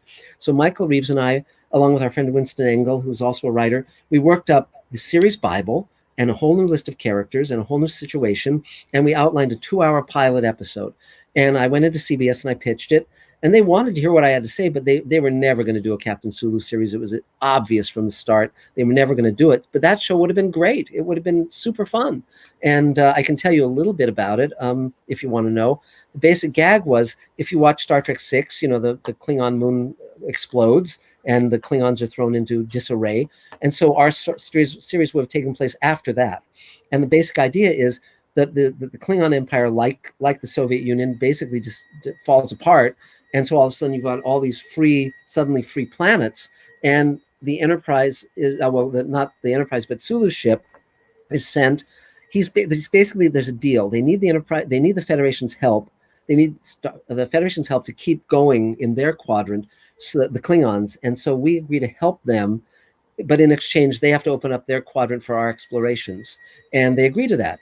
And so basically, Captain Sulu, with Yeoman Rand as his first officer, and of various other characters, including a Klingon science officer, are sent on missions of exploration. Now, one of the characters I created which was very fun, was I had this idea. Jeff Quinn played Spock in World Enough in Time, our episode, and he's a wonderful young actor. He was in his 20s at the time, and I thought, okay, well, in Wrath of Khan and then Star Trek 3, originally in the script for Star Trek 3, when Saavik helps young Spock through the Pon Farr, the mating ritual of the Vulcans, in the original script, she's pregnant with Spock's kid, and that's why she stays behind on Vulcan at the beginning of Star Trek 4. They took that out of the script, but they kept it in the novel. And so my idea was, now it's years later, 20 years later, and Spock's had a child, but Saavik has raised this child, but the child has grown up extremely he's a discipline problem. He's like James Dean as a Vulcan. So he basically, I wanted Jeff Quinn to play that role, and he would be extremely. He's been, he joined Starfleet basically to piss off his dad, but he's been such a problem with discipline that he's brilliant, and he's got all the skills of a Vulcan, but he's very emotional. He totally thinks that tamping down your emotion is bullshit. And so Saavik comes to Captain Sulu and says, look, he's going to be drummed out of Starfleet unless he can learn to basically work with a team, and his life is going to be miserable. As a favor to me and as a favor to his father, who's basically disowned him, can you take him under your wing and bring him aboard your crew as a lieutenant, and teach and be the father figure he's never had? And Sulu says yes. And so this James Dean as a Vulcan character comes aboard the Sulu ship, and he's one of our lead characters, and that would have been very fun. He would have had this kind of brown. He would have had brown hair and kind of a rough cut, not the bowl-shaped Vulcan cut. He would have had hair like James Dean, basically, and it would have been super fun, pointed ears and all. And but he'd be stronger than a human, smarter than a human, all that stuff. But definitely someone that is a handful. So wow. Another of the perks we have on the Kickstarter campaign is people can get a PDF of that Bible and that outline. So that's another fun thing that we can share with people. I love the idea of a Klingon science officer, by the way. That's a cool idea. Well, my idea go ahead, please. Well, no, as I say, because we saw some Klingon scientists in Enterprise, yes, but only too briefly, and so I think it would be interesting to explore that side of it, because we only think of the warriors. Yes, well, my point in that was in the Sulu show was that we've only seen the warrior cast, and there's a different cast that's the science cast, and they are very different temperamentally from all the Klingons we've ever seen, and so this guy would be very, very different in his personality too. Again, expanding the notion of what a Klingon is, and then we had another character who was from the green slave girl race. I can't remember that. I think it was a warrior character. It's been a while since I've read it, but but again, we were dealing with all the classic Star Trek races in that show. It would have been super fun. Now back then, George was, when we did World Enough in Time, George was lifting weights for months to get in shape. He lost 15 pounds to play the role and looked great. He looked 10 years younger than he was, easily. But so back then he could have done a Captain Sulu series, but now he's of course in his 80s and he couldn't, so it's a shame that it's a lost opportunity. And obviously we wouldn't have, and by the way, before George and I did World Enough in Time, we talked about Sulu, and we both agreed that George Takei is gay, but Sulu is not. And so I was, again, as George was, I was not pleased when they had Sulu be gay, in JJ's Star Trek, because again, that wasn't in keeping with that character. And George and I both understood who Sulu was. Right. And and again, so c'est la vie, that it sounds like that concept, and think about what you just as far as going over your Captain Sulu concept, with a little bit of tweaking, you turn that into, say, a Captain Crusher concept, and to bring Wesley back now. Sure. Yeah, you could. But again, here's another reason why I'm doing Space Command. I knew, like, for instance, when I started working on World Enough in Time, it was just as Enterprise was winding down and before JJ had said he would do the movie. But I was in prep on that episode when JJ announced that he was going to do the movie. Now, I know JJ Abrams, and so I set a lunch with him, and I had lunch with him at Disney and said, look, this is what I'm planning to do with George Takei. Is it okay with you? Because I didn't want him hearing about it, not knowing it was me, and telling Business Affairs to pull a plug, because I knew inevitably something was going to happen with these fan films where Paramount was going to step in and close it all down, which is what they've essentially done, more or less, because of Axanar. And and so I knew, because after I did World Enough in Time, James Cawley wanted me to write and direct more episodes of Star Trek New Voyages, and I said no, because I knew, I didn't own Star Trek, but I do own Space Command, so no one can shut me down on Space Command because I own it. So it's like, they can't say, well, we have a spaceship and you have a spaceship. I mean, and by the way, there's a very interesting legal reason why they couldn't shut Orville down. This is the one loophole in the law, is that you can do a satire of something and you're fine. So, because the Orville started as a satire of Star Trek, it's basically, it's Star Trek The Next Generation. That's obviously what it is. You've got the character who sounds like Worf. You've got the guy who sounds like Data. But because they could do that, as long as they started with it as a comedy, Paramount wasn't going to go after them. And then they could go to much more serious subject matter, because once it was up and running, it was up and running. And also, I'm sure that Paramount didn't want to go toe-to-toe with Fox. It was just, and now they would be going toe-to-toe with Disney. Mark, how do you feel about the balance of comedy and drama that Seth has? At first I found it very off-putting, because it seemed very gratuitous. As the show went on and they got more serious, I liked it better. As long as it was coming from character, I was okay with it. It's like, for instance, I think it's very funny that his ex-wife is his first officer. I thought that was really, really wonderful. And that's actually something that when I'm talking about Star Trek and looking for ways to do Star Trek in a new way, that's still in tonally. That's why the Orville is much more tonally in Star Trek's tradition than Star Trek Discovery was. And so, because it was such a fun idea that it's always going to be a thorn in his side that it's his ex-wife, and it's always going to be a problem. And that, I thought that was very fun, but I'm looking forward to watching the second season of Orville. It's just, a matter of, I'm kind of busy right now. So, I always described Orville as being Star Trek The Next Generation with the sticks removed from everybody's asses. Yes, exactly. Yes. And I think that's fine. Again, I don't feel that Orville is a wasted opportunity.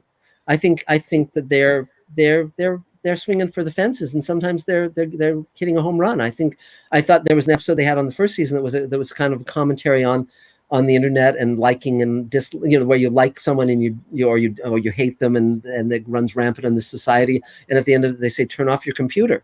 And I thought that was, that was saying something that Star Trek hadn't said. In Star Trek, in the original Star Trek, they find, I love the fact that Kirk will find a society that's perfectly fine, except it's being run by a computer, and he blows up the computer, and like, well, you guys are, you're going to have to build your own society now. It's like, well, where's the Prime Directive exactly? But I always find that very funny. But yes, absolutely. I applaud what the Orville is doing, and but this is why science fiction is such a great opportunity. I think we actually have an amazing time for science fiction television now. Westworld, I liked the first season. The second season was more problematical. The third season's, I think, in many ways even more problematical for various reasons that I'll talk about on Mr. Sci-Fi. But there are still shows that where you can get benefit from. Handmaid's Tale is a very dark show, but I think a very good show. But you know, again, that's a show you never could have done 20, 30 years ago. And you know, so I think there's great television being made. I think that it's just that there are also lost opportunities. And I think Star Trek is always going to have a problem because it's Paramount only has 2 franchises, Mission Impossible and Star Trek. And so they're always going to be trying to do stuff with that. And Mission Impossible was never a beloved show the way Star Trek is. So people aren't, you know, hugely pissed off with the Tom Cruise ones. They're not saying, well, he is not, you know, the Phelps that we knew or whatever. Who gives a shit, you know? You know. But with Star Trek, yeah, I mean, even Chris Pine and you know, all those actors, as good as they are, they're just like actors playing those roles for now, and then they'll go on to other stuff. It's not like Shatner and. It doesn't feel like the joy is there. Yeah, the real joy of just doing it, of being a part of it. Yeah, you could really sense that the writers, the crew, the cast of the original series, just they loved being there. Well, there's a very funny story about Shatner, which is my friend Doug Hayes, who's one of the great directors of the original Twilight Zone. He had always been trying to get William Shatner to be in pilots that he wrote, and Shatner was always turning him down. And then he heard that Shatner was in the Star Trek pilot, so he called him and he said, "What's the deal here?" And Shatner said, "Oh, this will never last."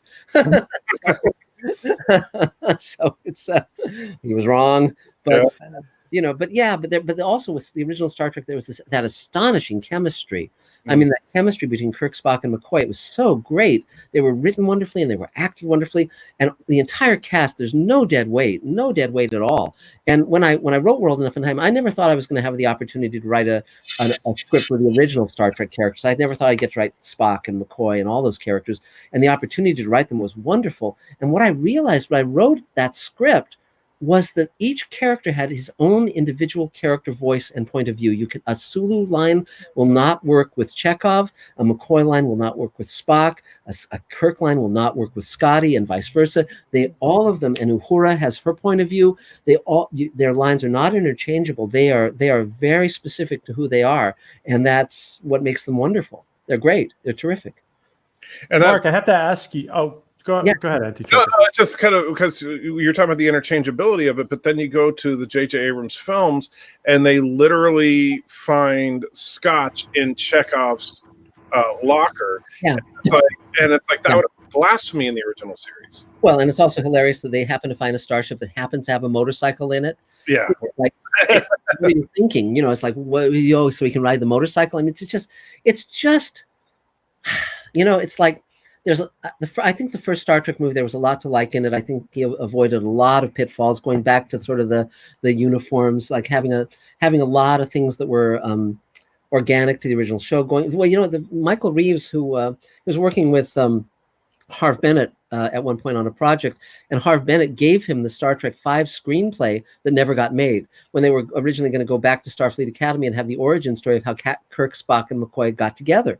And I have that screenplay somewhere in my collection, and it was a really good script. They were going to recast with young actors, and then Shatner stepped up and said, "I want to direct Star Trek V," and that movie became what it was. But that origin story was the story they had never done, and so I thought that JJ was smart in going back to the origin story. I thought there were things that I disagreed with, where he says, like, where they have McCoy coming off his divorce saying, "She just left me with the bones." No, that's not why he's called Bones. He's called Bones because on ships surgeons were called sawbones, and that's the reference. You know, it's like, Jesus, guys. You know, but that said, I enjoyed the first Star Trek movie. I think it went downhill from there. I mean, the second one was like, you know, Wrath of Khan Redux. It's like, oh, when he says my real name is Khan, it's like, oh, Jesus Christ, you know, no, you know. The thing about that scene is when he goes, "I am Khan," right? I swear, why didn't they have Kirk go, "Who?" Yes, really. We were supposed to, you know, why would Kirk know that name? Well, also switching it where Kirk dies and Spock is in Kirk's speaking. Spock going, "Oh!"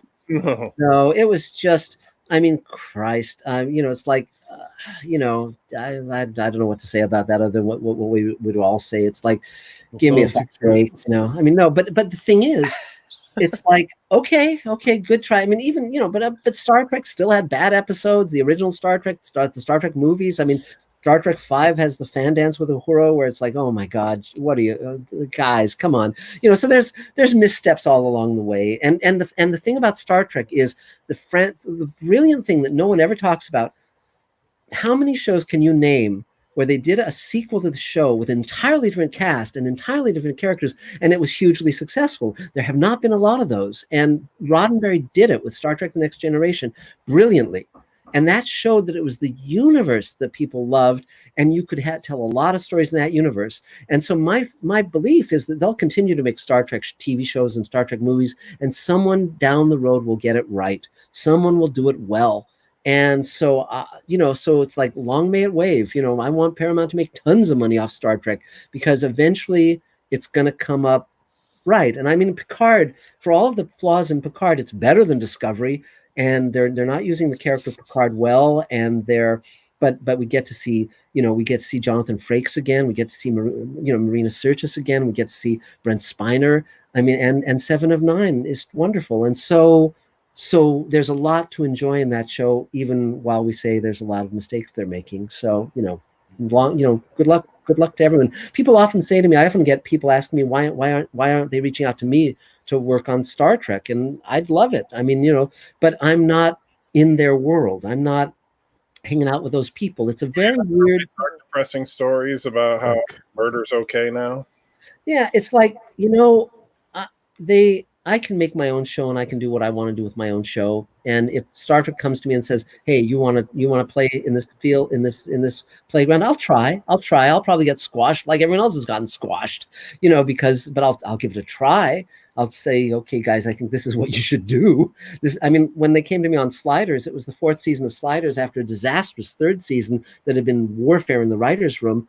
And they said, fix it. And I did. It was like I said, the first week on season 4, when the Sci-Fi Channel picked up the show, I got together with the other writer producers. I said, look, we're not going to rip off movies anymore. We're going to do stories that come from this terrific science fiction premise. And we had all the actors come in one at a time, all of our leads. And then we said, what do you think we're doing right? And what do you think we're doing wrong? And with your character, and they told us, and we said, well, we're going to fix it. And then I went to WorldCon, the World Science Fiction Convention. I met with the Sliders fans, and I said, tell me everything you hate about Sliders. And they told me all the things that I hated about what I'd seen in the 3rd season. And I said, well, come back, watch us, and you'll like what you see. And then our season 4 premiere on Sliders was the highest rating the Sci-Fi Channel had ever gotten, because we fixed the show. Season 4, I'm very proud of. And on those 22 episodes, I had major input in about 19 of them, and wrote a bunch of them, and even many of them without my name on them, because, as I said, they were freelance scripts. What a fabulous show Sliders was. It was fun.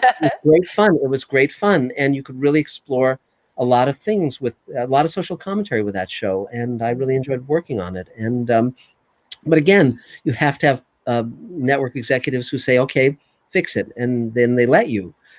Because and the writing staff, as I said, the writing staff was 3 writers. It was me, Chris Black, and Bill Dial, and we wrote all except the first episode was written by our showrunner, but he did a good job. It was fine, and all the writing staff except for the showrunner from season 3, they were all gone. And in fact, Tracy Torme, the creator of the show, I was delegated to talk to him if there were any questions, because it had been such a bitter 3rd season that everyone hated each other. It's like, and so I called Tracy. I'm the only person who both Tracy Torme and George R.R. Martin were friendly to, because George Martin felt that with his Doorways pilot, which was similar to Sliders, that he had been ripped off.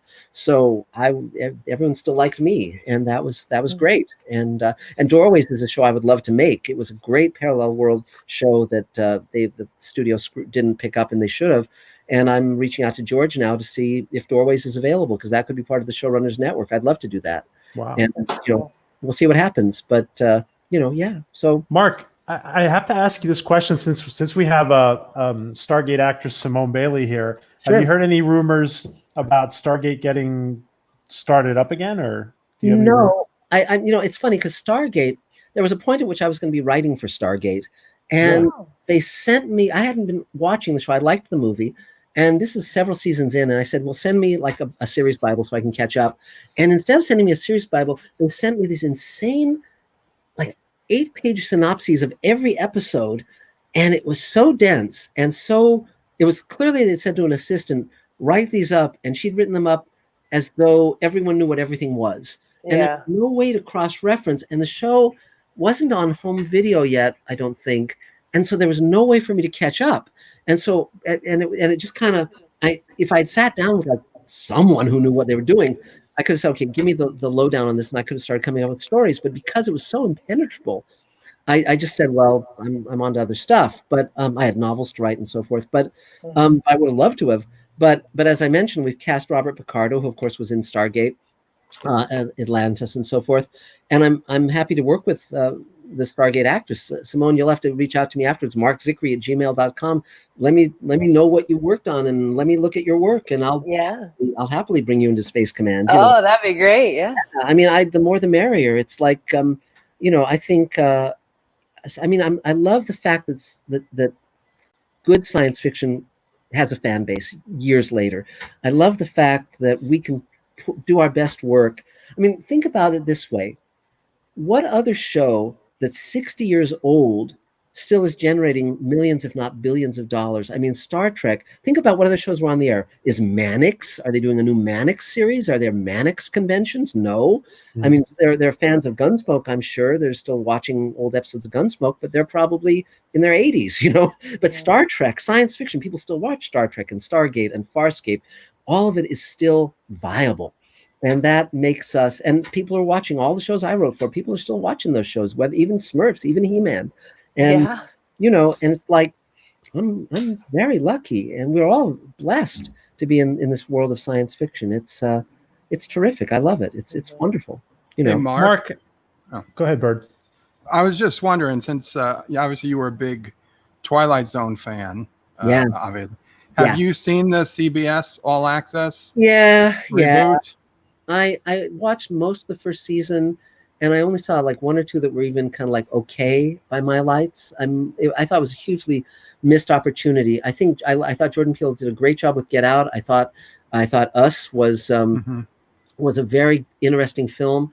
I think Jordan Peele is split between too many projects, and he thought the Twilight Zone would be easy, so he just got like a writing staff who thought it would be easy, and they just kind of made all the mistakes, stories that didn't make sense, stories that were cliche, on and on and on. And, you have to treat Twilight Zone as an extremely difficult nut to crack.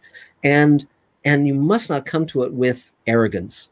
And I think if Jordan Peele had brought his A game and made that the one thing he was working on, I think he could have done great stuff with it. But if you say, well, we're going to do our episode that's against beating women, well, Jesus, that's not how it works. You have to come up. I mean, Richard Matheson, one night he heard his daughter crying from her bedroom, and he went in and he felt on top of the bed, and she wasn't on top of the bed. So then he reached under the bed and felt under the bed, and she didn't seem to be under the bed, but he could hear her crying. And it turned out that she had gone under the bed and rolled against the wall beyond his reach, and then she was okay. Put her back on the bed. But his mind started thinking, well, what if she had fallen through a hole between dimensions, and she was lost in another dimension? And I had to go after her, and that became Little Girl Lost, which is a great Twilight Zone episode. But it was Serling and Matheson and Beaumont and George Clayton Johnson and Earl Hamner coming up with stories that were just magical. Kick the Can is an amazing episode of the original Twilight Zone, and there's so many of them. You can name dozens of great Twilight Zone episodes. But for instance, when they brought back Twilight Zone on CBS in the 80s, I wrote an episode called Knife Through the Veil. And my friend Doug Hayes, who directed Eye of the Beholder and The After Hours and Howling Man, was going to direct it. And a week before prep, the censors at CBS pulled the plug on it. And they thought it was too hard-edged. It was basically a story about a woman who her husband and her son are killed by a home invader. And then in the police pursuit, he runs into a brick wall and is killed, the killer. And she can't let go of the notion that there was no justice. He didn't get justice. She didn't get justice. And she starts seeing him beckoning her, this killer, and she pursues him into the afterlife to get justice, and ultimately has to find forgiveness. And finally she's reunited with her husband and child in the afterlife. But it was like Twilight Zone, right? Yeah, but it was an afterlife where the killers, where it's this part of the afterlife where the victims are endlessly killing their killers, and they stay stuck in this loop of vengeance, and it goes on forever.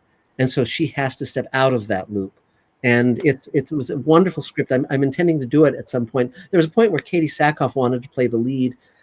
Katie Sackhoff from Battlestar Galactica, and we were trying to do it as like a multi-story feature, but it didn't come to fruition. I've come up with a new project called Rod Serling's After Twilight, where Rod used to dictate all the scripts and letters and everything, and they thought all of those recordings were lost. They've just found 200 of them in a university archive, the dictation belts, and I want to do a new show where Rod would narrate new episodes of it'd be After Twilight, and he would narrate, and we would take those thematic pieces and work up stories from them. So we would do Knife Through the Veil as an episode of that, and we do similar stories.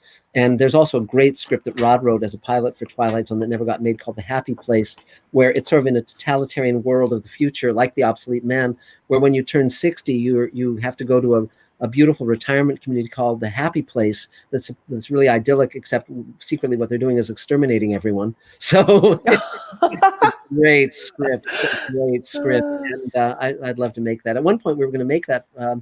We were going to do it for the Discovery Channel, but CBS wouldn't give the rights to the Discovery Channel to shoot it. So that was another lost opportunity. So yeah, but I'm talking with Serling's estate because I know the girls. I knew Carol Serling, of course, and so I'm going to see if they'll let me do that show. I think it'd be great fun. Wow. Yeah. Wow. So that's me. That's what I do. May Simone. I ask a question? Yeah. Speaking of you, I would love to turn it to your wife, who I have watched you and her on interviews. You bet. And I think that you are amazing. Yes. But she is so lovely. And I I'll go watched get you her. both. Yeah. And I was like, is she there? Yeah, I'll go get her. Hold on. Oh, yes. Oh, great. Yay. All right. So for everyone watching, we're about to meet Marc's wife, Elaine. And she writes with Marc. Yeah. And Well, she's she'll be also a amazing creative force. As I was watching you both, I was like, oh my God, I love my parents, but I wish these guys would adopt me. I just think you guys are just fantastic. And you just have so much heart. And yeah, I'm really inspired by both of you. Well, thank you so much. She'll be here in a minute. She's just brushing her hair. Oh yeah. But speaking about Elaine, yes, I agree. Yeah. I was very, very lucky. I met Elaine when I was 20. I was in college. As I mentioned, I was an art student, and I met her. And a year later, we were married when I was 21. So we've been together 43 years. We've been married for 42. And congratulations! Congratulations. And so, yeah, so sometimes she'll be the writer on a project and I might be a producer, and she'll direct it. On Space Command, we're writing and producing and directing together, but I'm sort of the lead dog on Space Command because I'm the science fiction weirdo. But Elaine's projects are much more social commentary, progressive politics. I mean, her parents were communists. She can talk about that when she comes over here. But we're doing a miniseries in England based on a memoir by Lord Peter Hayne, who was... his parents were it's about his family. He's in the House of Lords. His parents were activists against apartheid, and he's a big peace activist. So Elaine was hired to write a miniseries based on that. And we went through South Africa and interviewed all the witnesses, and through the UK. And Elaine's written the 2-hour, the first half of it now, and we're pitching it to the networks in England. Wow. So it's fun. I mean, yeah, but she'll be. And you'll see her, and she's smarter than I am, more talented, more everything. On here, she'll have a seat. I can see why your marriage has lasted. Hi, Elaine. I'm Simone. It is such an honor to meet you. I was just saying, I've watched interviews with the both of you, and I think you're just lovely. And I wish you guys would adopt me, even though I love my parents very much. Well, that's we can talk about that. Yes. How are you? We're good. We're good. Yeah, it's an interesting time. It's the science fiction time, isn't it? Well, yeah, we're waiting for the zombies. Well, I would be curious what you've learned about yourself in this short time of this new living. Well, it's interesting because we both tend to believe in the best of people, and so you see what people get out of this. Like I'm somebody who always. So there are some people who are really shaken by this time and are very afraid, and they're usually the people with the masks who back off, and then they're the people who go out of their way to say good morning, and to stick together. Yeah. And I mean, we're being careful. We're staying at home, yeah. and we're keeping social distance except between us, of course. Yes, and but it's a question of. Well, I was very moved by in Chicago and then in Italy, I believe first, where people started to sing in unison out of their balconies and out of their windows. Yes. I love that. Oh, I So thought beautiful. it's so touching. It's where you can really rise to the best in yourself. You follow the rules, but you can really rise to being supportive of other people. And so it's always reinforcing to know that unlike a lot of science, we were talking about, this is the thing that a lot of science fiction films miss, which is when people come to be their best selves. Yes. Like after the earthquake, when everybody was trying to help other people, when we were here. During the Northridge quake years ago, yeah. So everybody, we ran down, a lot of people, all of the younger people ran down to their neighbors who were older to see if they were okay. Yeah. There was a young man who had gotten, all the flashlights were out All in the California. stoplights, all the stoplights, yeah. All the stoplights were out, thanks. And there was one young man who had gotten out of his car and was directing traffic. And he was an impresario. He was moving his hands left, and everybody was paying attention to him. Yes. And he was just directing traffic, and people were paying attention. He did better than most of the police officers that I've ever known direct traffic. And it was really kind of a very moving time when people had a reason to be their best selves. I had a school teacher once. I was doing an independent study with him. And in the independent study, because I was in the drama department, I had a lot of like satire. And I was in a very conservative school, and so I knew for a radical school it was very tame, but for a very conservative school, the pieces that I was directing, this piece that I'd put together of a lot of short bits and pieces, was a tad to the left.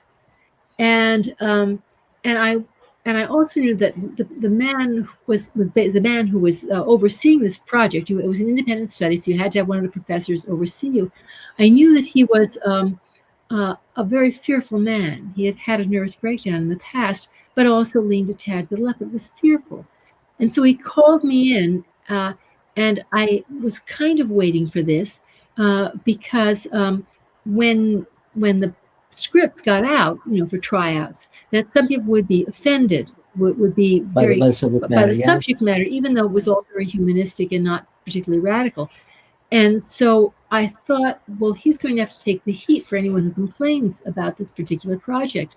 So he called me in and he said, the scripts have gotten out and there has been some concern about some of the material. And I said, yes, I knew there would be, and that's why I'm so happy to have you as my advisor. I knew that you would protect the material. I knew that you would know the balance, that it was not particularly radical. Yeah. And you can't know how happy I am to have somebody like you who I knew could stand behind me and stand for what was true and what was real. Right. And I really, I'll remember this always. And he said, well, you're welcome. Yeah, she conned him. And so there were two things that happened that time. I knew that I had, in a way, conned him. He was going to tell me to maybe close it down. But on the other hand, I thought, if you give people an opportunity to be a hero, to rise to their best self, selves, they'll actually usually do that. Right. And rather than Great. get defensive or angry, if you just let them be their best selves, then I think a lot of us want to be heroes, but we don't know quite how. Yes. Or we don't think we're up to it. But he was, and he did. Right. And he actually was my hero. And so I really do believe that if you give people an opportunity to be their best selves, that's where they'll usually go. Yeah. Funnily enough, there was a fellow called Ralph Nader when I was younger. He was an activist. And Ralph Nader wanted to get the goods on some corporations who were really screwing the buyers, the clients. And the way that his Nader's raiders, they go in and they try and get information. And the way that they would get information isn't to challenge the employees. They would go in very quietly and they would say, look, there's bad stuff going on in this corporation. And we know you're not happy about it. So if you can, but we know you can't afford to lose your job. So if you just give us this information, we'll make sure nobody ever knows it's you. Right. But you will be able to help clean up this mess. And they got so much information by going in rather than challenging, but by giving people an opportunity to clean up the mess, that he was able to make vast inroads into corrupt corporations. Yeah. So, So we like to write about things like that. Yeah. And so Elaine basically makes sure that what I write has a point.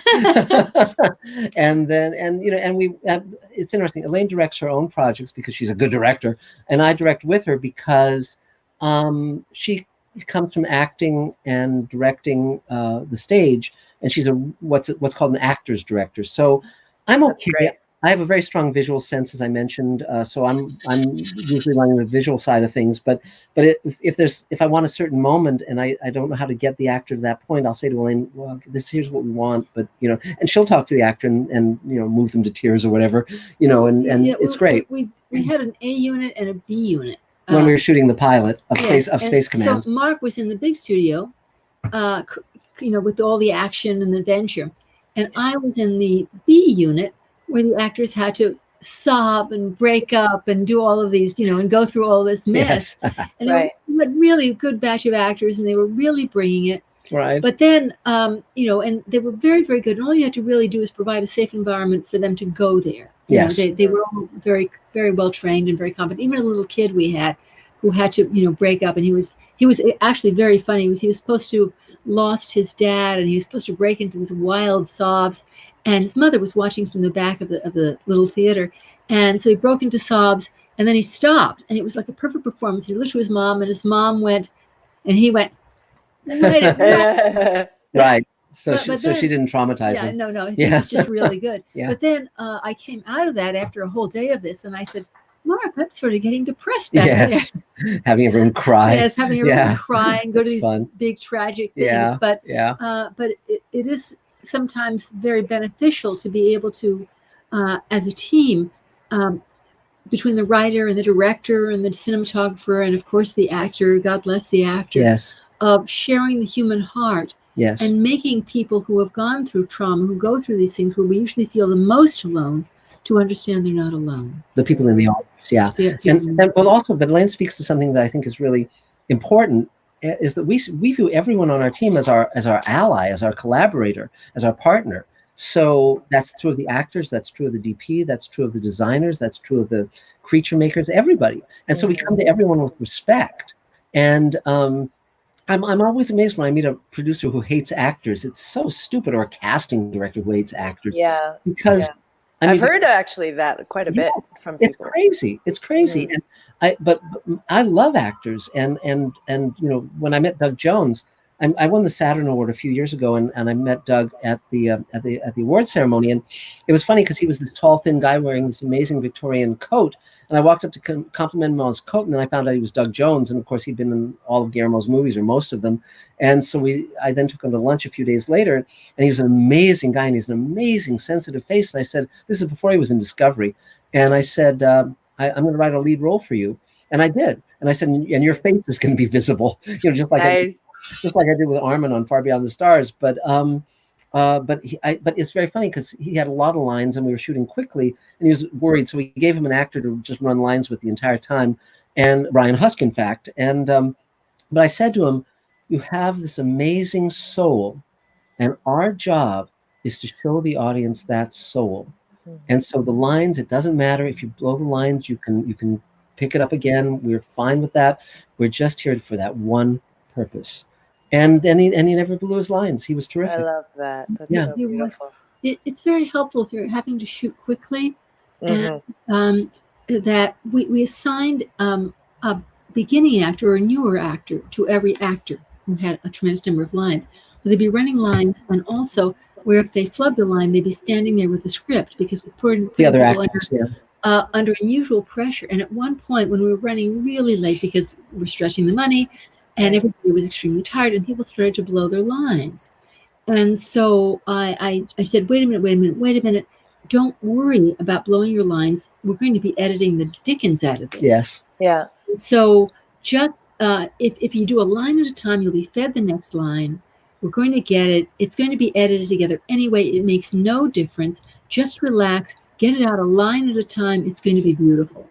And then from then on, nobody blew a line. Yeah. That's great. Yeah. The one thing there's something to be said about just being relaxed. Yes. A lot of it is just here.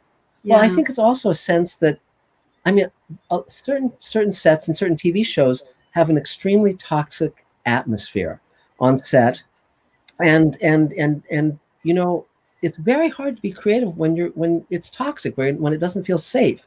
You don't want to, you know, like people who use sarcasm or cynicism as a way of communicating with their team, they're just jerks. You know, I mean, you know, it's like if you let people know how wonderful they are, and you say, you know, I mean, I'm thrilled to have the honor of working with Doug Jones and Mira Furlan and Bob Picardo and Bill Mumy and Mike Harney. Mike Harney is an amazing actor, and you know, I mean, it's a joy. I mean, for God's sake, I mean, there's a monologue I wrote for Bob Picardo, and you can see it on Mr. Sci-Fi, because we're doing, as I said, we're doing the first hour as webisodes, and if anyone wants to see the full hour, they can, you know, throw some money our way on Kickstarter or on buying a share on Space Command. But I wrote a monologue with Doug Jones. It's Bob Picardo says this monologue, and Doug Jones is hearing it as their characters, and it's a monologue where he talks about the death of his wife.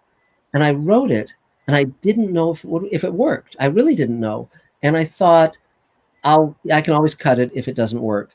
And then I once was on set, and Bob Picardo said, "Please, let's do this scene early in the day," because he wanted to have his energy and his focus really on at his top.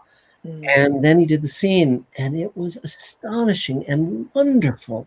And it was like, and you say, man, it's a gift when an actor gives you that. It's just so phenomenal and wonderful. And I love when actors take what I've done and make something more and something better than what I came up with.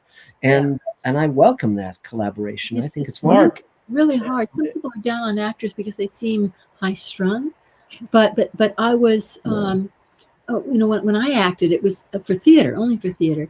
It was hard. It was really emotionally very draining. You know, you say, I've been betrayed, and you relive that over and over and over because you're really living it. So you're pulling it out. It's extremely grueling and hard. Yes. And I think that actors really who are willing to go there and really share those kinds of feelings deserve all the support that they can get, because it's hard, it's painful. They put a tremendous amount on the line to deliver honest moments. And so we both do anything we can to make the environment supportive and safe for a performer. Because Elaine, if I may ask you, you guys are kind of touching upon a question that I have, and I know that there's a couple of questions that we wanted to get to, but there's a question here that we had for you guys. Sure. As far we've heard both of you talk about building from quality when you're starting, when a project is embryonic. Can you guys talk a little bit about that? Sure. What do you want to say? Well, in building from quality, one of the good work. one of the most suck. important things is that you don't ever try and create a story that feels trivial to you, or that you're writing it just for fun. It can be funny, but that it feels that you have to respect your audience's time, and sometimes their money, but certainly their time. And so what you want to do is to write from something that feels core to you, where it's worth somebody's time, where it comes from honest and profound experience, either something that you have observed that really distresses you, or that you really care about, or really touches you, or something that you've lived through that you found you'd really like to share that experience. When I was in my 20s and had gone through a number of unpleasant things, I always wanted to be a writer, but I found that I didn't see the point in writing something that was just ended despairingly. Right. Because a lot of people know how to have bad experiences, and they know how to be sad. And I thought, if I can't give an honest, true insight to hard times or bad times or struggles, then there's no point in me writing. Why should anybody bother to, if there's no insight, why should anybody, or more profound kind of sharing, why should anybody waste their time? Why should I waste somebody's time? And so there was a point at which things were rather grueling for me, and I kept trying to write upbeat endings, and they all seemed false. Right, because you didn't believe them. I didn't believe them. I had no answers. And then you met me. Well, it was at that point, it was a very dark point that I actually, and I'd been raised as a leftist, and I was always trying to save people and trying to make things right. rather than trusting people to be with me in making things right. Yeah. And or to be supportive. I wasn't trying to just live by example. I was shoving at people and really being rather unpleasant. And so I went overseas. Actually, I went overseas just to absorb life and people for 18 months, traveling. And finally unwinding and not always having to be the savior, but to just be another, just to be human to human. And I came back and I finally had something worth saying. I found some answers for myself. Yes. And so, although I love comedy and I wrote comedy, even comedy would be about something where there's a way to make it better in the end. And without preaching or proselytizing. It was just, answers. Telling your truth. It was just telling your truth. It was never a lecture. It was never about, what was right or what was wrong. It was just, this is how you can get through things, or this is how I got through things. Yes. And so that was when I really started to write in earnest, because then I'd lived a longer, fuller life, and I just started to find some answers. And so that when we say you write something that has worth, it's because it has insight. And it's an insight that speaks to the human spirit and kindness. And we both really believe in that. And if you can't speak to that honestly, then I think it's time to find some better answers for yourself before you press ahead. You have really nothing to share but to spare. And let's face it, most people, they work very hard. They're not making enough money. They have somebody in their family who's struggling with disease or with drug addiction. Most families have that. They have a hard day. They don't want to go home and see that everything is hellish. Right. They want to go home and look at a story where there's hope. And possibility. And that feels real, not like saccharine, but that actually feels real. That isn't bullshit. And gives them the courage to just press through and go on and be their best selves. And so that's what we're talking about when we say you do your best work. It really has to do with the message and the truth of that message. Okay. Wow. That says it. I want to make sure we get. I know Bird and Anti-Trekker and George have a few questions. Do any of you guys want to jump in? Bird?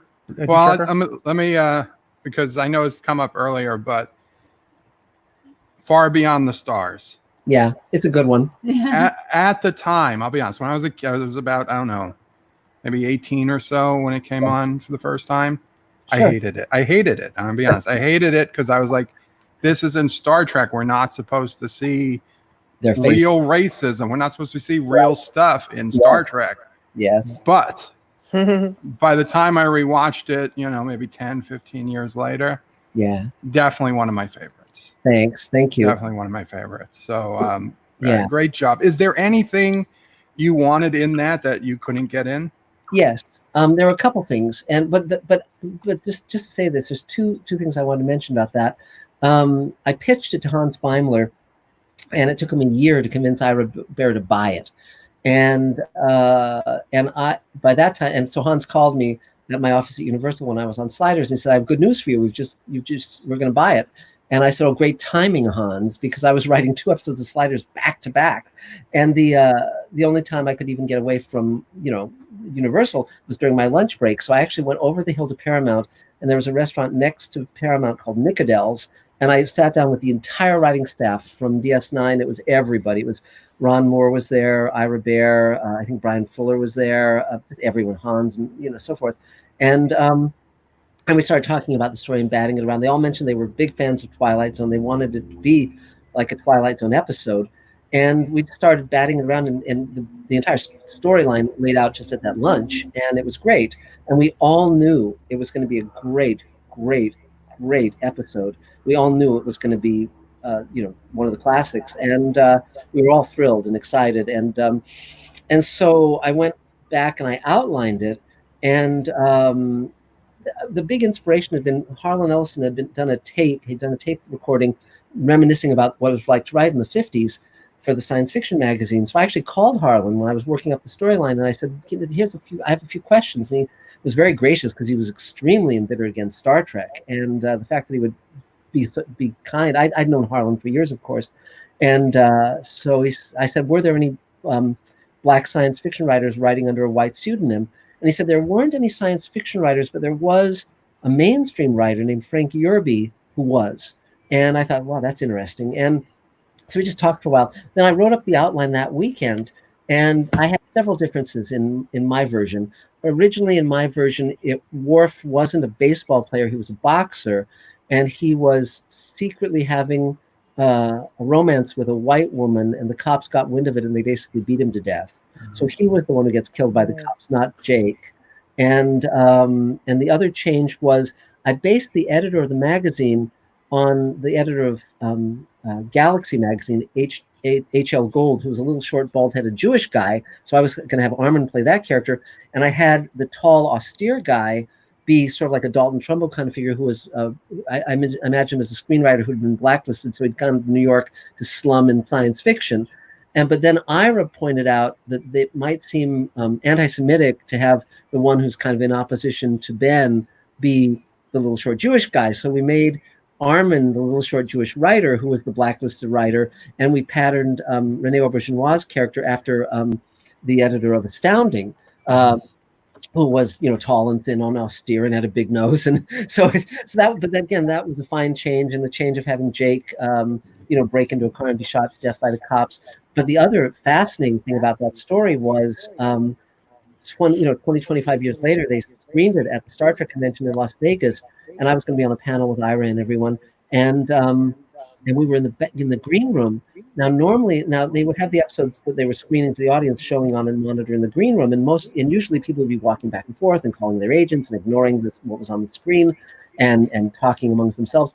Well, while they were showing DS, that Far Beyond the Stars, I walked in, and there was the cast of Deep Space Nine and the cast of Star Trek Discovery watching that episode, and you could have heard a pin drop.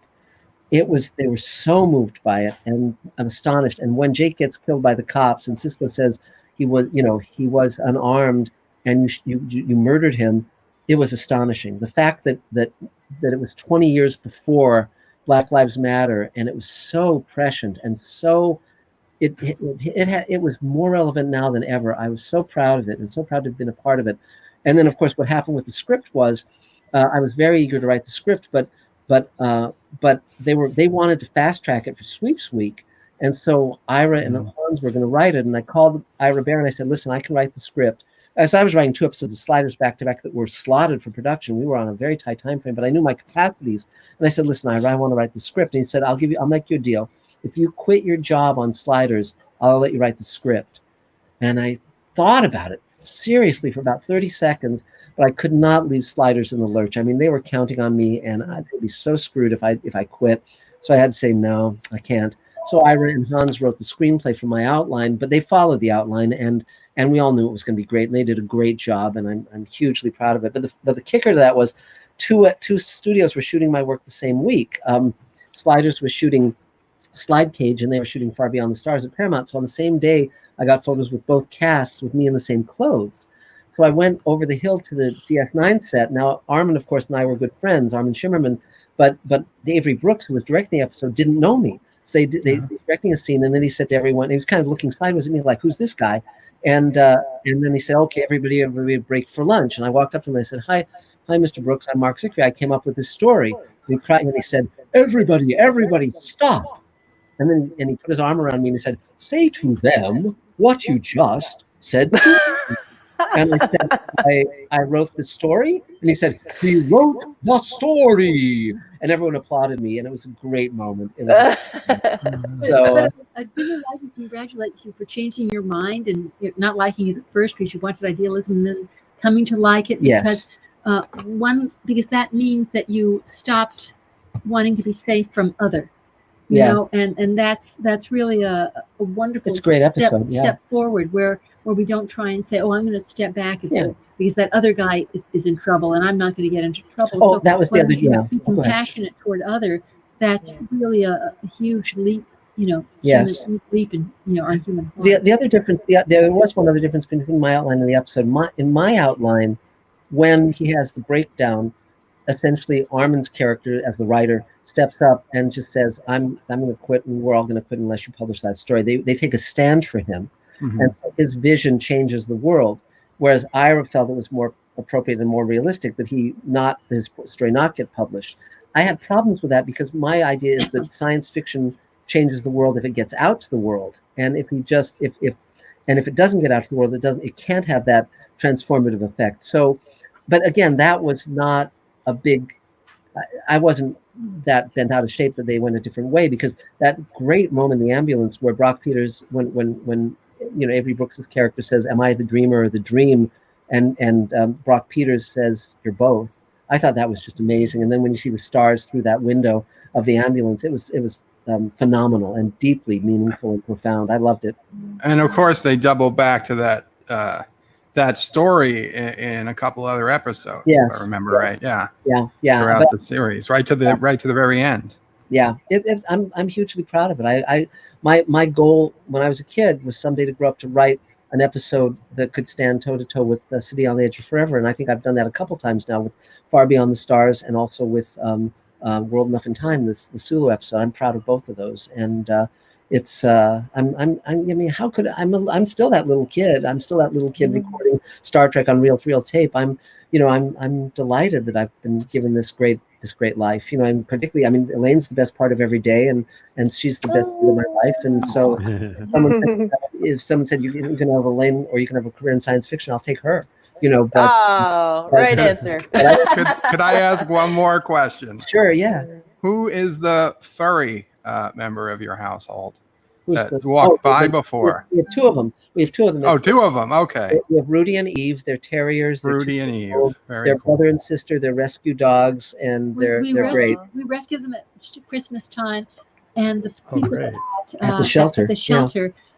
They had named them. They were little tiny babies, and they had named Rudy for Rudolph the Red-Nosed Reindeer and Eve for Christmas Eve. So we just kept asking. That's nice. Yeah, and they're cute. They're competitive like any brother and sister, but they're also inseparable. Yes, they are. They'll chase each other round and round and round the apartment. It's really cute. Yeah. Very nice. Anti-Trekker, I want to make sure you get to ask a question. Well, actually, it's kind of funny because I was just looking over your writing credits. I didn't realize how much stuff I loved and hated that you were involved with. Great. I used to watch Black Star religiously when I was a kid. I love Black Star. And had no idea you were involved with that. Loved the 1983 Hulk series. That was a lot of fun. And of course, everybody knows about your involvement with Star Trek and stuff. But I gotta ask you. Sure, please. Just looking over everything you've done, this is the one thing I'm like, why would someone of your talent be involved with this? You wrote an episode of James Bond Jr. Yeah, that was the fun. You can also comment on Space Precinct if you ever watched that show. Sometimes it's like, I guess I can say it was good when it left here. It was like, if I don't have power on a show, I'm not responsible for what goes awry. I think and it's so long since I wrote that James Bond Jr. episode, I don't even remember that particularly. Space Precinct, certain shows where I wasn't in charge, like Mantis, it went really south because they screwed it up. Others, but also, sometimes, I was writing so quickly that sometimes it's just not the best week. You get a B-, or whatever. But where does it usually get screwed up, Mark? In the direction or in the? It's the guys running the show. It's like, that's why I've always, through my entire career, I've tried to get power. That what I wrote is what got shot, what got out to the audience. Because otherwise, because if the person in power isn't on your wavelength, they'll screw it up, and they'll be relentlessly mediocre or whatever, and they'll just. And your name is on it, but it's not the version that you wrote. So, yeah. Artists sort of like to stay in the art. It's very rare that they want to push out from that, because by nature we tend to be introspective. And so you say, well, what drives people to, there's a few assertive people, but what drives artists to take more charge? There's a true story about the time that we bombed Hiroshima. And the writer, it meant a tremendous amount to him to write that piece, but he had no control over it. He simply wrote it. And there's a moment at the very end, just before they push the button. And I don't know if you know, but one of the fellows who pushed that button went to the madhouse and was there for years until somebody, a philosopher, started to write him there and agree with him that he had been guilty. Yeah. Because it was this lack of guilt that made him, people say it's fine, you were very patriotic, that made him crazy. But in the scene, the pilot who was about to drop the bomb says Hiroshima. And his co-pilot in the script says Hiroshima, and the pilot repeats it, Hiroshima. So they're dreading the action they're about to take, and hits the button. Yeah, and drops the bomb. Yeah. So do you want to tell? No, me? you tell it. You tell it. So the way it was directed was they're flying over Hiroshima, and the pilot says Hiroshima, and the co-pilot says Hiroshima. And the pilot says Hiroshima and drops the bomb. Right. So it becomes a comedy gag, and that's because the writer didn't have control over the show But in TV, the writers have power, so you have to take responsibility as well as you can't grouse that they fucked it up if you didn't take responsibility and power, because it's anytime it's out of your hands, it's because you gave away power. That's where Rod Serling was this great he was leader. The first showrunner. He was the first showrunner who could control the material. And if you've seen moments destroyed or your piece destroyed because of weak direction or weak production or whatever it is, where it goes against the point, you really start to say, I've got to step up and take some control over my own voice. And that's what leads people to become writer-producers, writer-directors, just to have control over what they say to the people who are, you're just trying to cross this invisible border to, talk to people like you. Yes. And a lot of writers, just like some people become teachers because they had a wonderful teacher, a lot of writers become writers because of the profound influence that writers had on their lives and on the way in which they saw things and envisioned things. And certainly I was somebody who, with books, I felt like a space alien the way most young people tend to feel like space aliens, and that they're, irrelevant and they're not like anybody else. But then in books, I would read characters who were like me and who saw like me and who thought like me. And I thought, well, my perception of the world, that I'm this space alien, must be incorrect. It's that as a very young person, I didn't know how to communicate. I didn't know how to reach out, and that others were much more like me than I realized. But I found that out because here were these books that had lasted for decades, for generations, that had gone from one country to another and were still being read. And so I said, well, so I am like these other people. And so I think communicating that to your audience, that truth to your audience, becomes this mission.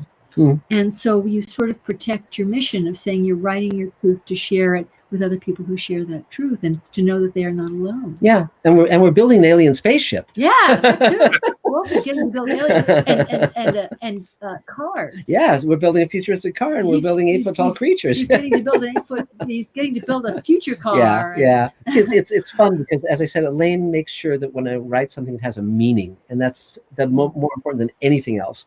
Because when I was young, when we were first together, I would write something, and Elaine would read it and say, "Well, you're not getting to the point here," and I would throw the script against the wall and say, "What are you talking about?" But then, over time I learned, because she was always right about that. So it's like, okay, what do you mean? And then we'd dig in and we'd get it right. We're about to sit down and lay out the entire season of Space Command. I mean, as I say, I've written the first 8 hours and outlined hours 9 through 12, but I want to polish it and refine it and make sure it's doing what it needs to do. So he was always good at creating action, but then he wanted it to be to have a more profound meaning. Yeah. And so one of his jokes is when they say, well, what was that particular piece about? He'll say, well, it's about 2 hours. Yeah, really, with crap like TV shows or movies. Like, what was I've heard you. Sorry, guys. I heard you both say that the best way to show off a script is to begin filming, even if you're not really ready. Can you guys comment on that? Anything worth doing is worth doing badly. Because then you get better. Many people stay paralyzed in inaction for fear that it's going to be shitty. But the thing is, if you shoot something that's not good enough, then shoot more.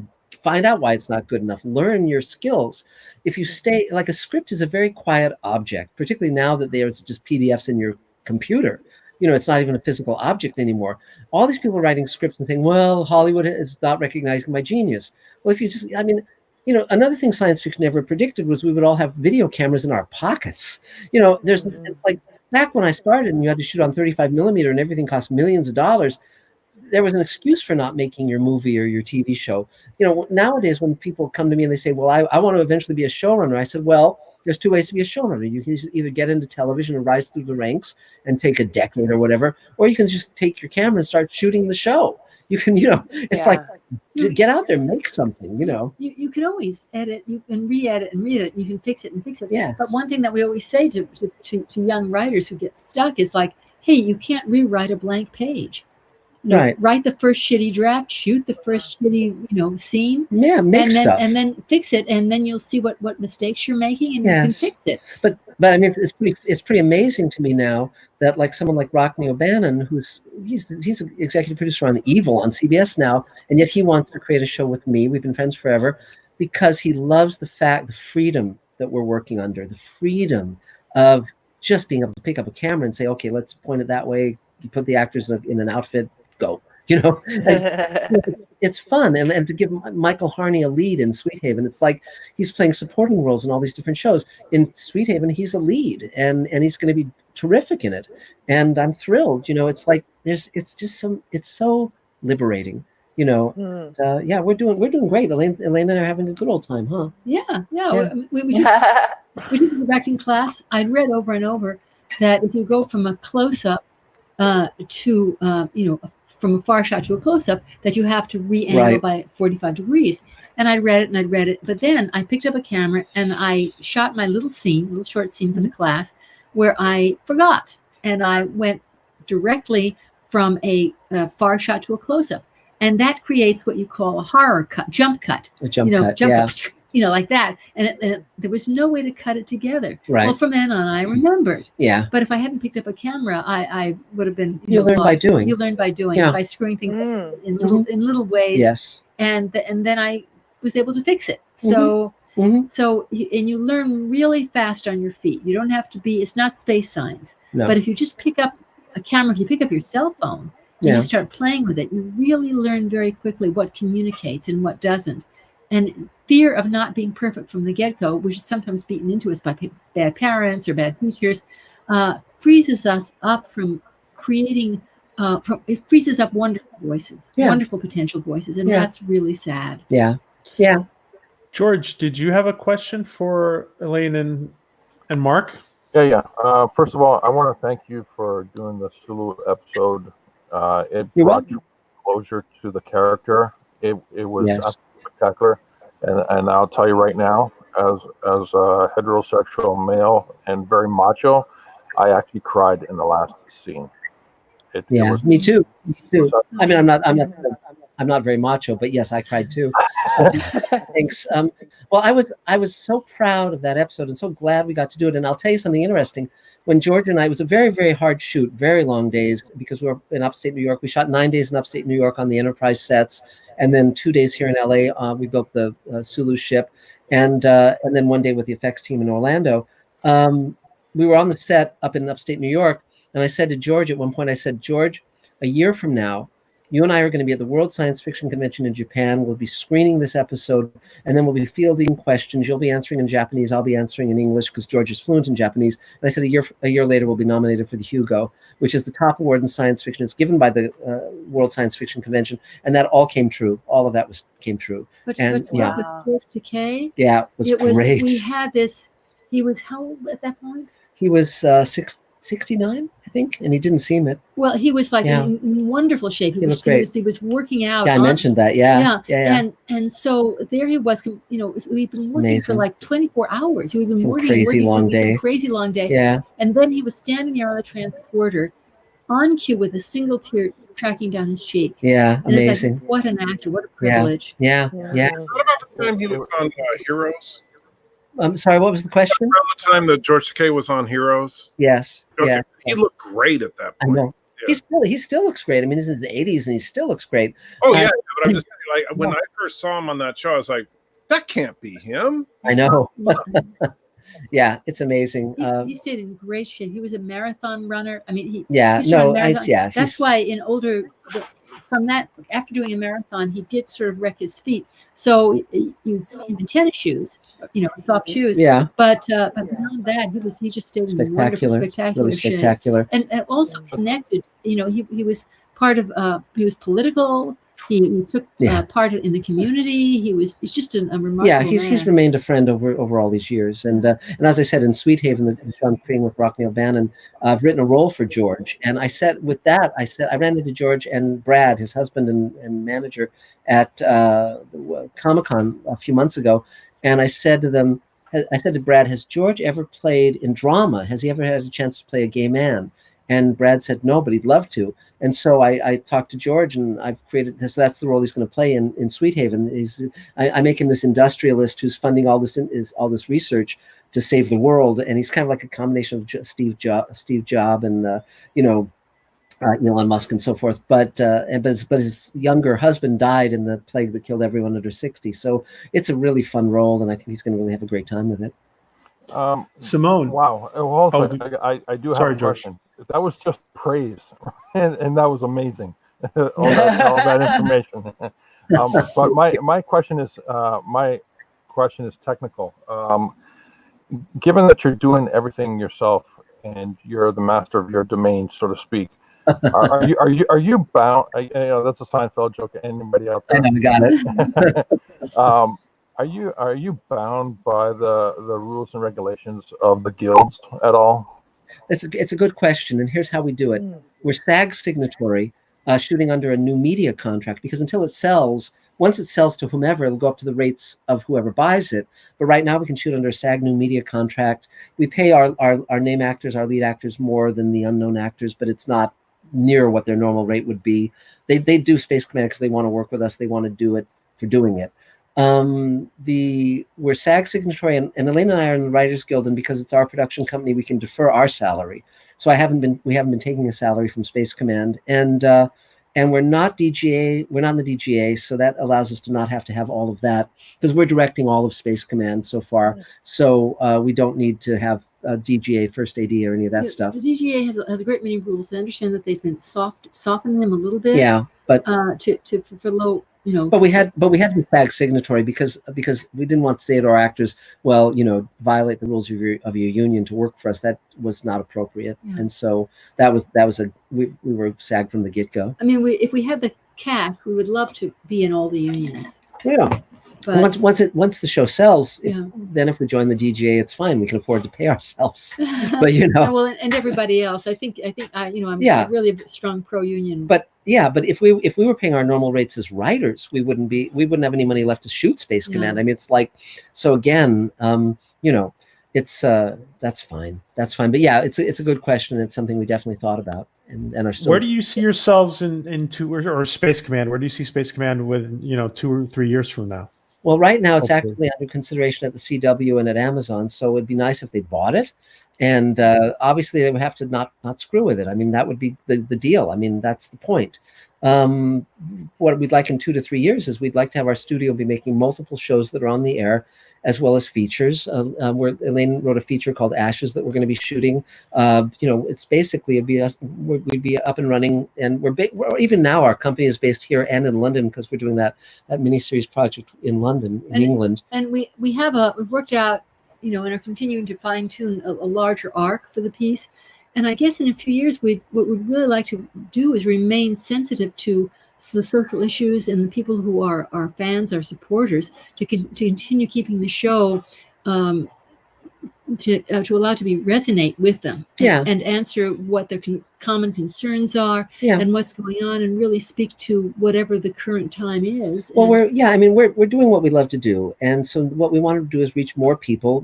So spread the word. If anyone who's watching this or listening to it, please let all your science fiction fan friends know. Which is worldwide, by the way. I love the fact that the fans are geeks. They're geeks worldwide. Yes, and of course. And I was in London, and someone recognized me on the street. They said, "Space Command, Marc Zicree." Great, That's cool.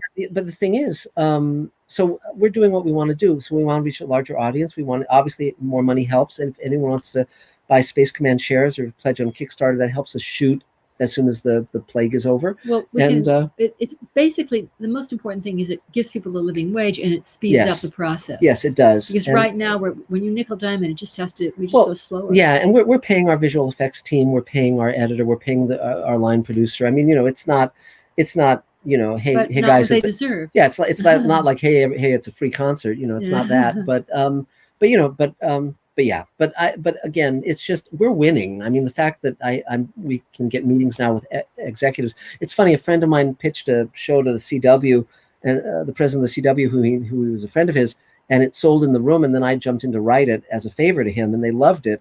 So now they want me to come in and pitch more series, and that's how the president of the CW now is looking at Space Command, the first hour. So I think we are going to get shows on the air. I think it is going to work. And it's our hope that we can spread the entrepreneurial spirit. Mark is writing a book, Greenlighting Yourself, which is already sold. Yeah.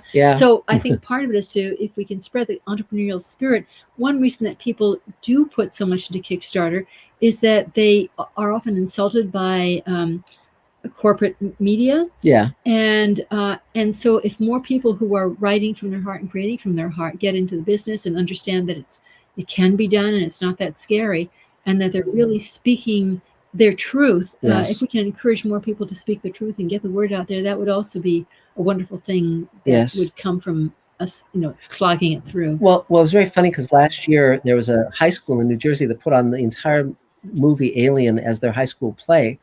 And it went. Oh, that's amazing! And it went viral. And so Ridley Scott put up the money for them to do one more performance. So I flew to New Jersey and I spent the day with the students because I wanted to talk to them and advise them and let them know that there was great possibility. And I loved what they did. And Sigourney Weaver showed up as a surprise.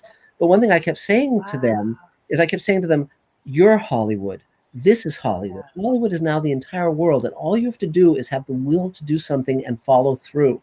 And I, and the fact that Netflix now shows TV series from around the world and people watch them, will watch a show from Norway or from anywhere, and it's viable.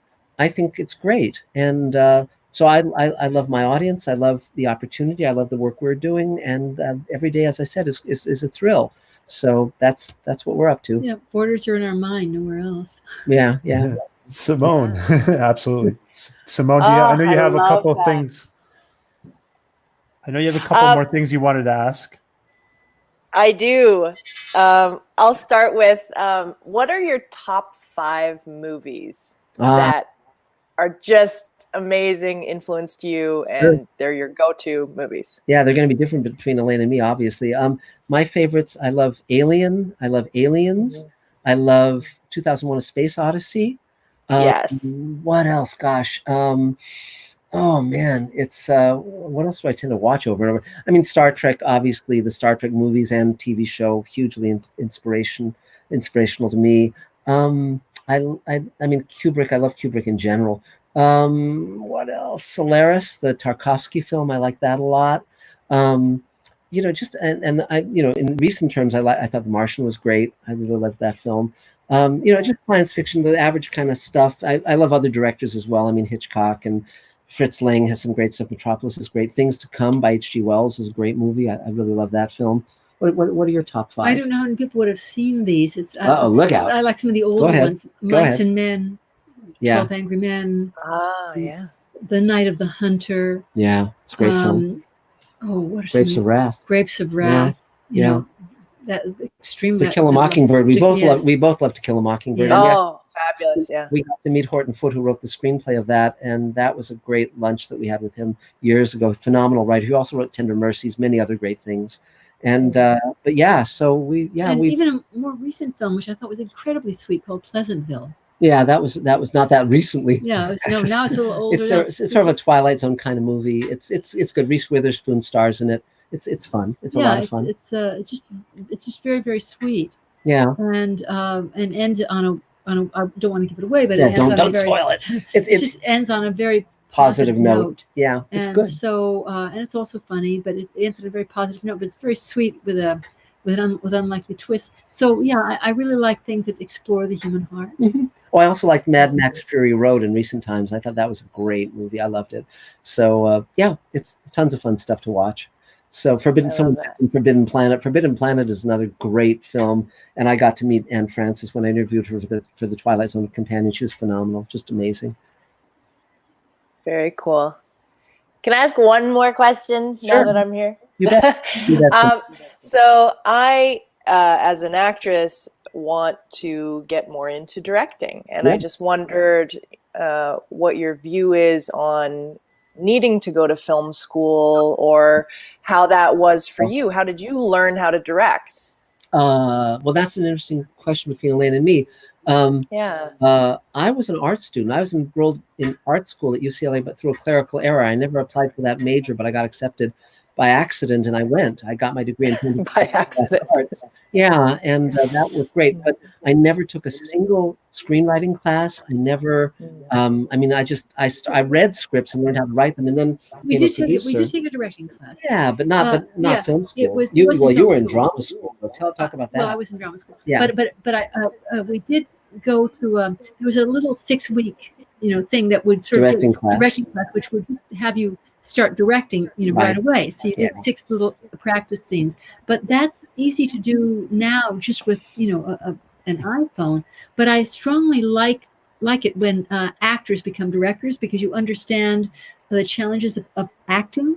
Yes. And some of the things that you can do as a director after becoming a director is put on your favorite movies and turn off the sound. Yes.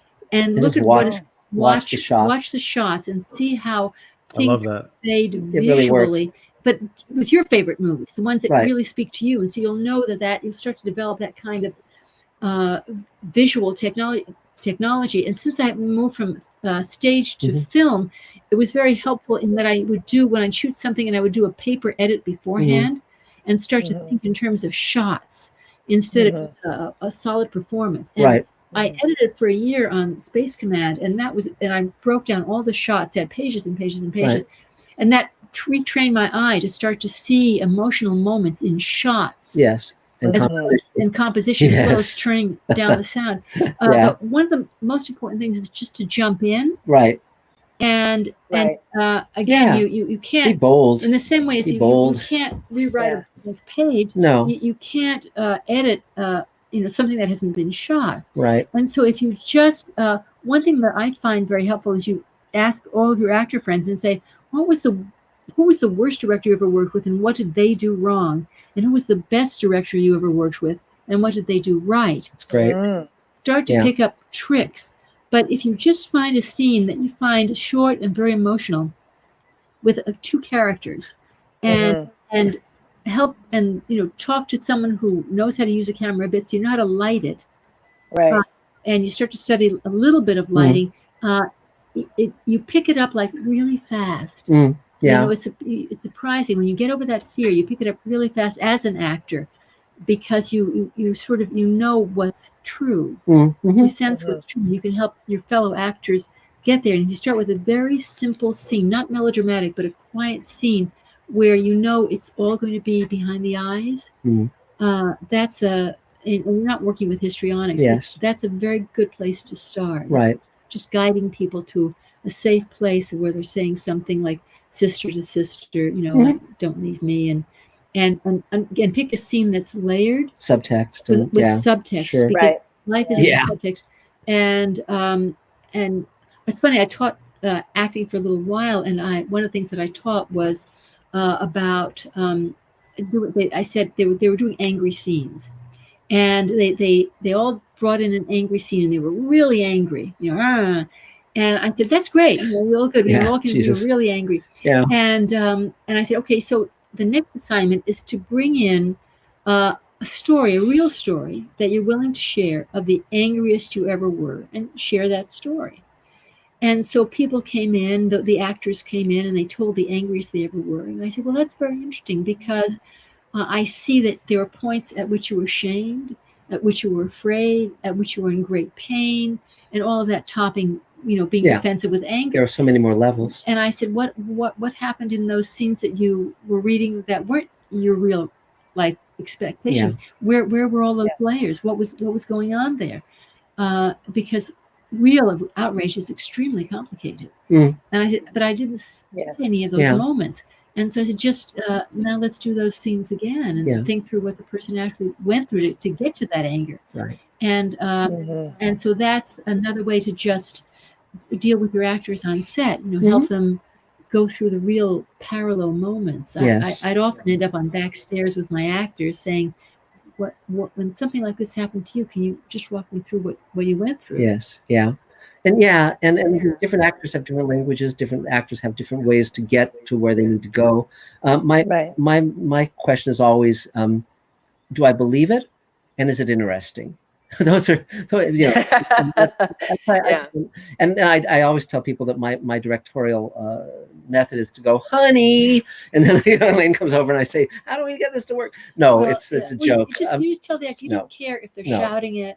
You don't care if they're whispering it. The next time, it doesn't matter. If they believe it, we'll believe it, and that's all that really matters. And so our job is to allow the actor that space. That's our job. And I mean, with science fiction, there's the visual aspects, and Elaine and I actually both are very hands-on with that, with our art department and all of that. Because with science fiction, because I know so much about science fiction, I know what's gone before, and it's very important to me to have what we do be fresh, and so from a design standpoint, and also from the story standpoint, and the characters. So we really put a lot of effort into that, and and so because, like, for instance, and fortunately my team and I have shorthand. So, like, for instance, where I can say to my designer, the head of my art department, I can say, well, we're making an alien hibernation ship, and we don't want to do Giger, H.R. Giger, because Alien was brilliant, but you don't want it to reference that, because it's been so overused. So we say we have to come up with something we haven't seen before, and then we start talking about what that might be and where we might look toward for inspiration. And so then we just bat it back and forth until we come to something that we all like. So yeah, it's fun. Yes, we want everyone to say that's so cool. Yeah, they will. Elaine and Mark, when I'm watching, and I was asking Ryan about this the other day, Ryan Husk.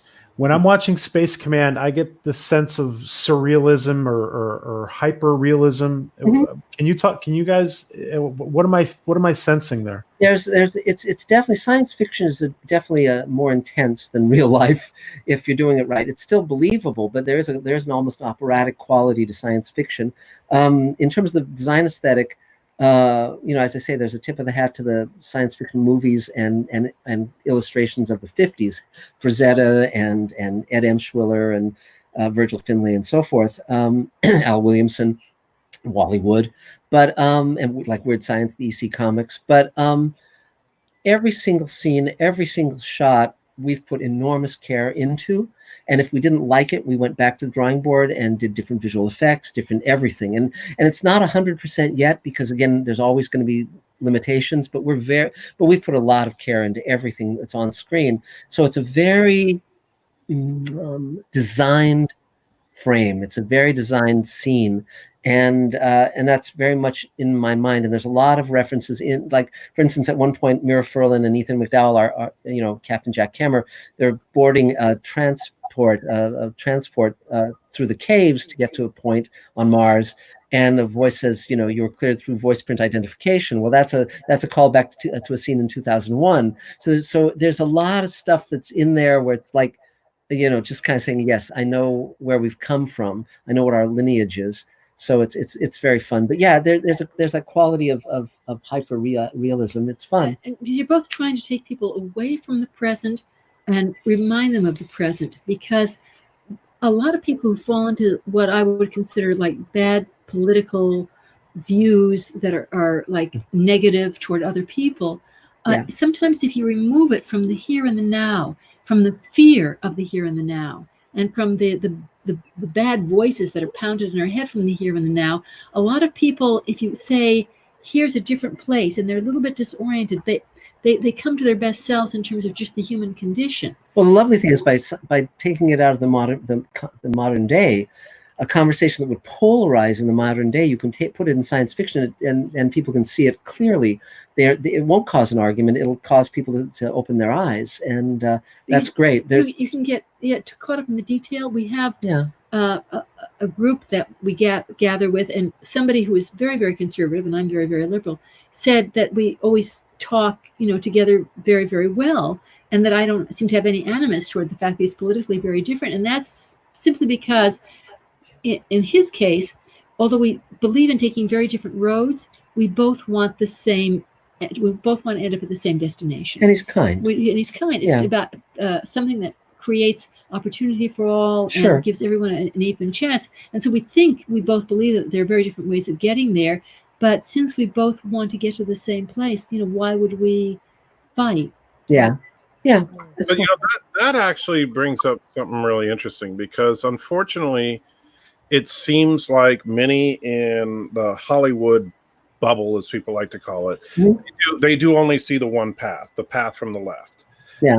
And the problem is that there are a lot of great ideas on the left, there are a lot of great ideas on the right, and it's very rare that we see that expressed in fiction. Yes. And like one of the few times that I've seen it in science fiction on television would be Ronald Moore's Battlestar Galactica. Yeah.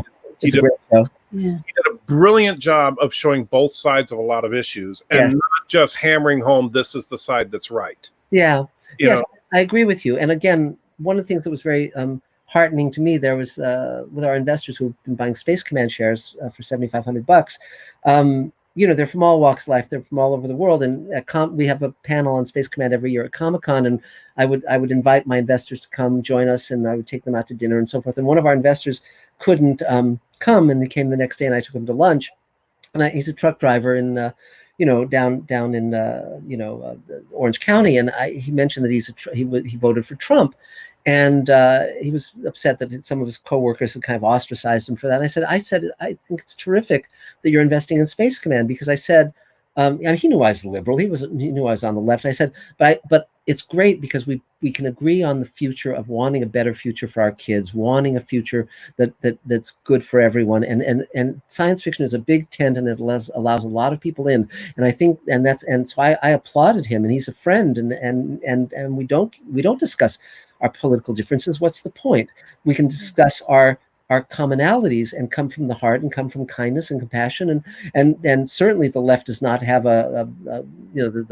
hasn't got a solo market when it comes to kindness. Many of the people who've been most kind to me in my life were on the right, and when you go to the heartland of America, there's a great kindness there, and so and the piece that we're working on now from South Africa. Yeah, Mark asked our Lord Peter Hain how he managed. He was responsible for the Irish Peace Accords, for finalizing the Irish Peace Accords, and they were the Irish that he was talking to were really quite polar opposite, politically. And he said, "How is it that you managed to talk people who are worlds apart from you into sharing your point of view?" And he said, "Well, the first thing you do is you find out something that we both love that you share." Right. And so he, for one, he was a huge sports enthusiast, and so were some of these people. And so they'd start out with talking about sports, and that brought them into a commonality. Yeah, and one was family. Family was very important to him, so they start with family. And so you start with the human connection. Yes. And then piece by piece, you can talk about, well, maybe this methodology will work. Yes. Maybe, and when you don't diminish someone, they can hear. But for any of us, if somebody comes at us with they're diminishing us, and they seem to be starting out a little bit angry, and they're not really open, we all close down. Yes. We all close down because we feel judged, and we no longer hear what's being said. Right. And so if you just start out by granting somebody dignity and respect and a willingness to listen to their point of view, then sometimes we can learn a great deal. Yes, and there's there were a couple of questions that came up I see online. One was about building imagery and over dialogue and all that. The basic I work at it from every direction at once. I mean, I think up story, bits and pieces, characters, dialogue, images, all that, and it all coalesces hopefully. And Harlan Ellison was a great writer, and I agree that the science fiction stories, if you remove the science fiction element and the story falls apart, then it's a science fiction story. I mean, if it's just a Western with science fiction painted lightly on, that's not good science fiction particularly. So I agree with Harlan in that. He was an amazing inspiration to me, and a phenomenal man. And I did a commentary when Harlan died. I did a commentary about my friendship with him. So you can go on Mr. Sci-Fi and look at that. So, but So any other questions, guys? Or we've. Yeah. I want to thank you guys because you've been both so very generous. It's been amazing, Mark and Elaine. Great. Well, you're very welcome. We've really enjoyed it. And Simone, definitely follow up and send us your stuff, and we'll definitely be really interested in looking at it. So yes, and we need more female directors. And yeah, you bet, absolutely. Well, great. And Mark, can you go ahead again and say what's the best way to support all your activities, not just Space Command, but in general? Right. The best way to support us right now is you will definitely subscribe to the Mr. Sci-Fi YouTube channel. I'm posting every day on it right now. And the Kickstarter campaign is to shoot the 4th hour of Space Command. Please throw some money our way. It really helps. And if you're interested in really supporting us, buying Space Command shares at 7,500 keeps the lights on, keeps our people moving forward. And there's a lot of amazing things to come. So and you can come to our set and laugh at us. And people can always reach me at marczicree@gmail.com or 323-363-1259. 323-363-1259, and we're here, and that's about it. Yeah, it's just we're happy. We love what we're doing, and we love everyone who's helping us. It's and thank you guys. Thank you for taking the time with us. And be careful. Stay safe. Stay safe. Exactly. Yes. Stay safe. Yeah. Okay. Well, we'll talk to you next time, guys. Thank you, guys. Thank you so much. Hey, yeah. Wow. That was amazing. Any thoughts, guys? I'm just blown away by their creativity and how amazing and heartful they are. They're beautiful human beings and creatives. Yeah. I hope we haven't kept you guys too long, Bird. Oh no, I loved listening. It was they were, especially when his wife came on, the two of them, it doubled it, doubled the power. But no, it was. They were very nice. You're really good with math. Yeah, I know. I'm really good with math. It doubled it. It doubled. I'm just saying they complemented each other very well. Yeah. There's a wealth of information in that noggin, and I fear that one day he will pass without putting it down on paper, and we'll be lost to the ages of stuff that we would never know.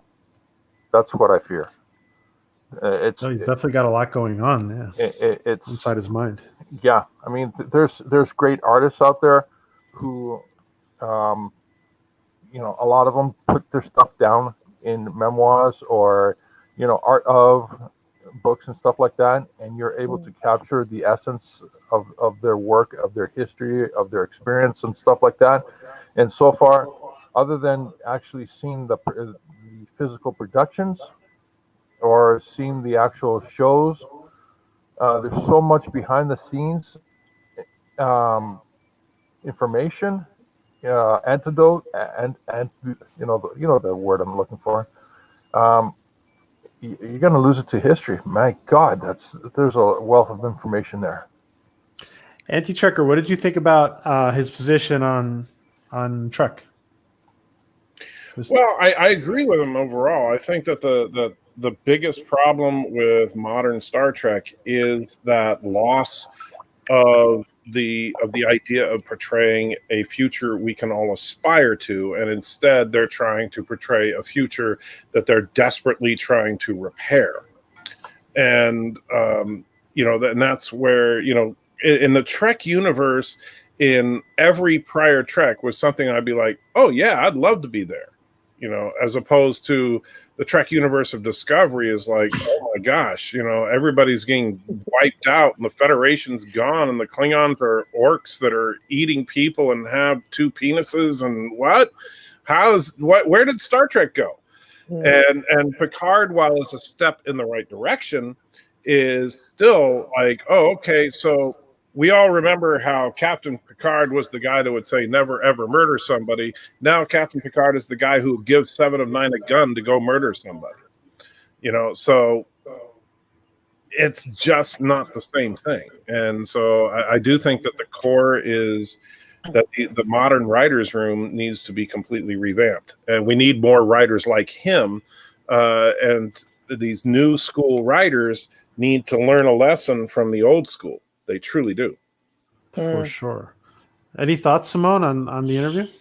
Oh, well, I absolutely agree with that. That the writers who know the content and the history, I mean, those are the people that should be assigned to those jobs, and it doesn't always work like that. You know, they have to sometimes create these big writing rooms and tick certain boxes, and sometimes they can't always get. You know, some people aren't available to write on the show. I loved the idea of all those showrunners coming together and creating scripts that way. I just thought that was a fantastic idea, and That was just pretty also, cool. yeah, and also just so many different scripts and properties that he cited throughout this entire interview that could absolutely be resurrected and dusted off, and they could potentially be giant series or franchises. So it's all really exciting. Yeah. Wow. Well, listen, guys. We've been here for a while, so I don't want to take up all your time, and I want to thank Auntie Trekker, Bird for being here, and George, and I want to give a special thanks to Simone for co-hosting, and it was interesting because Mark is just wow. He's the tidal wave of information. Yeah, And, he's amazing. it was amazing. It was quite an experience. So I want to thank you all. So thank you, Simone. Thank you, PJ, and thank you everyone for having Hope me. you'll be back soon. Yeah, And, let's do it again.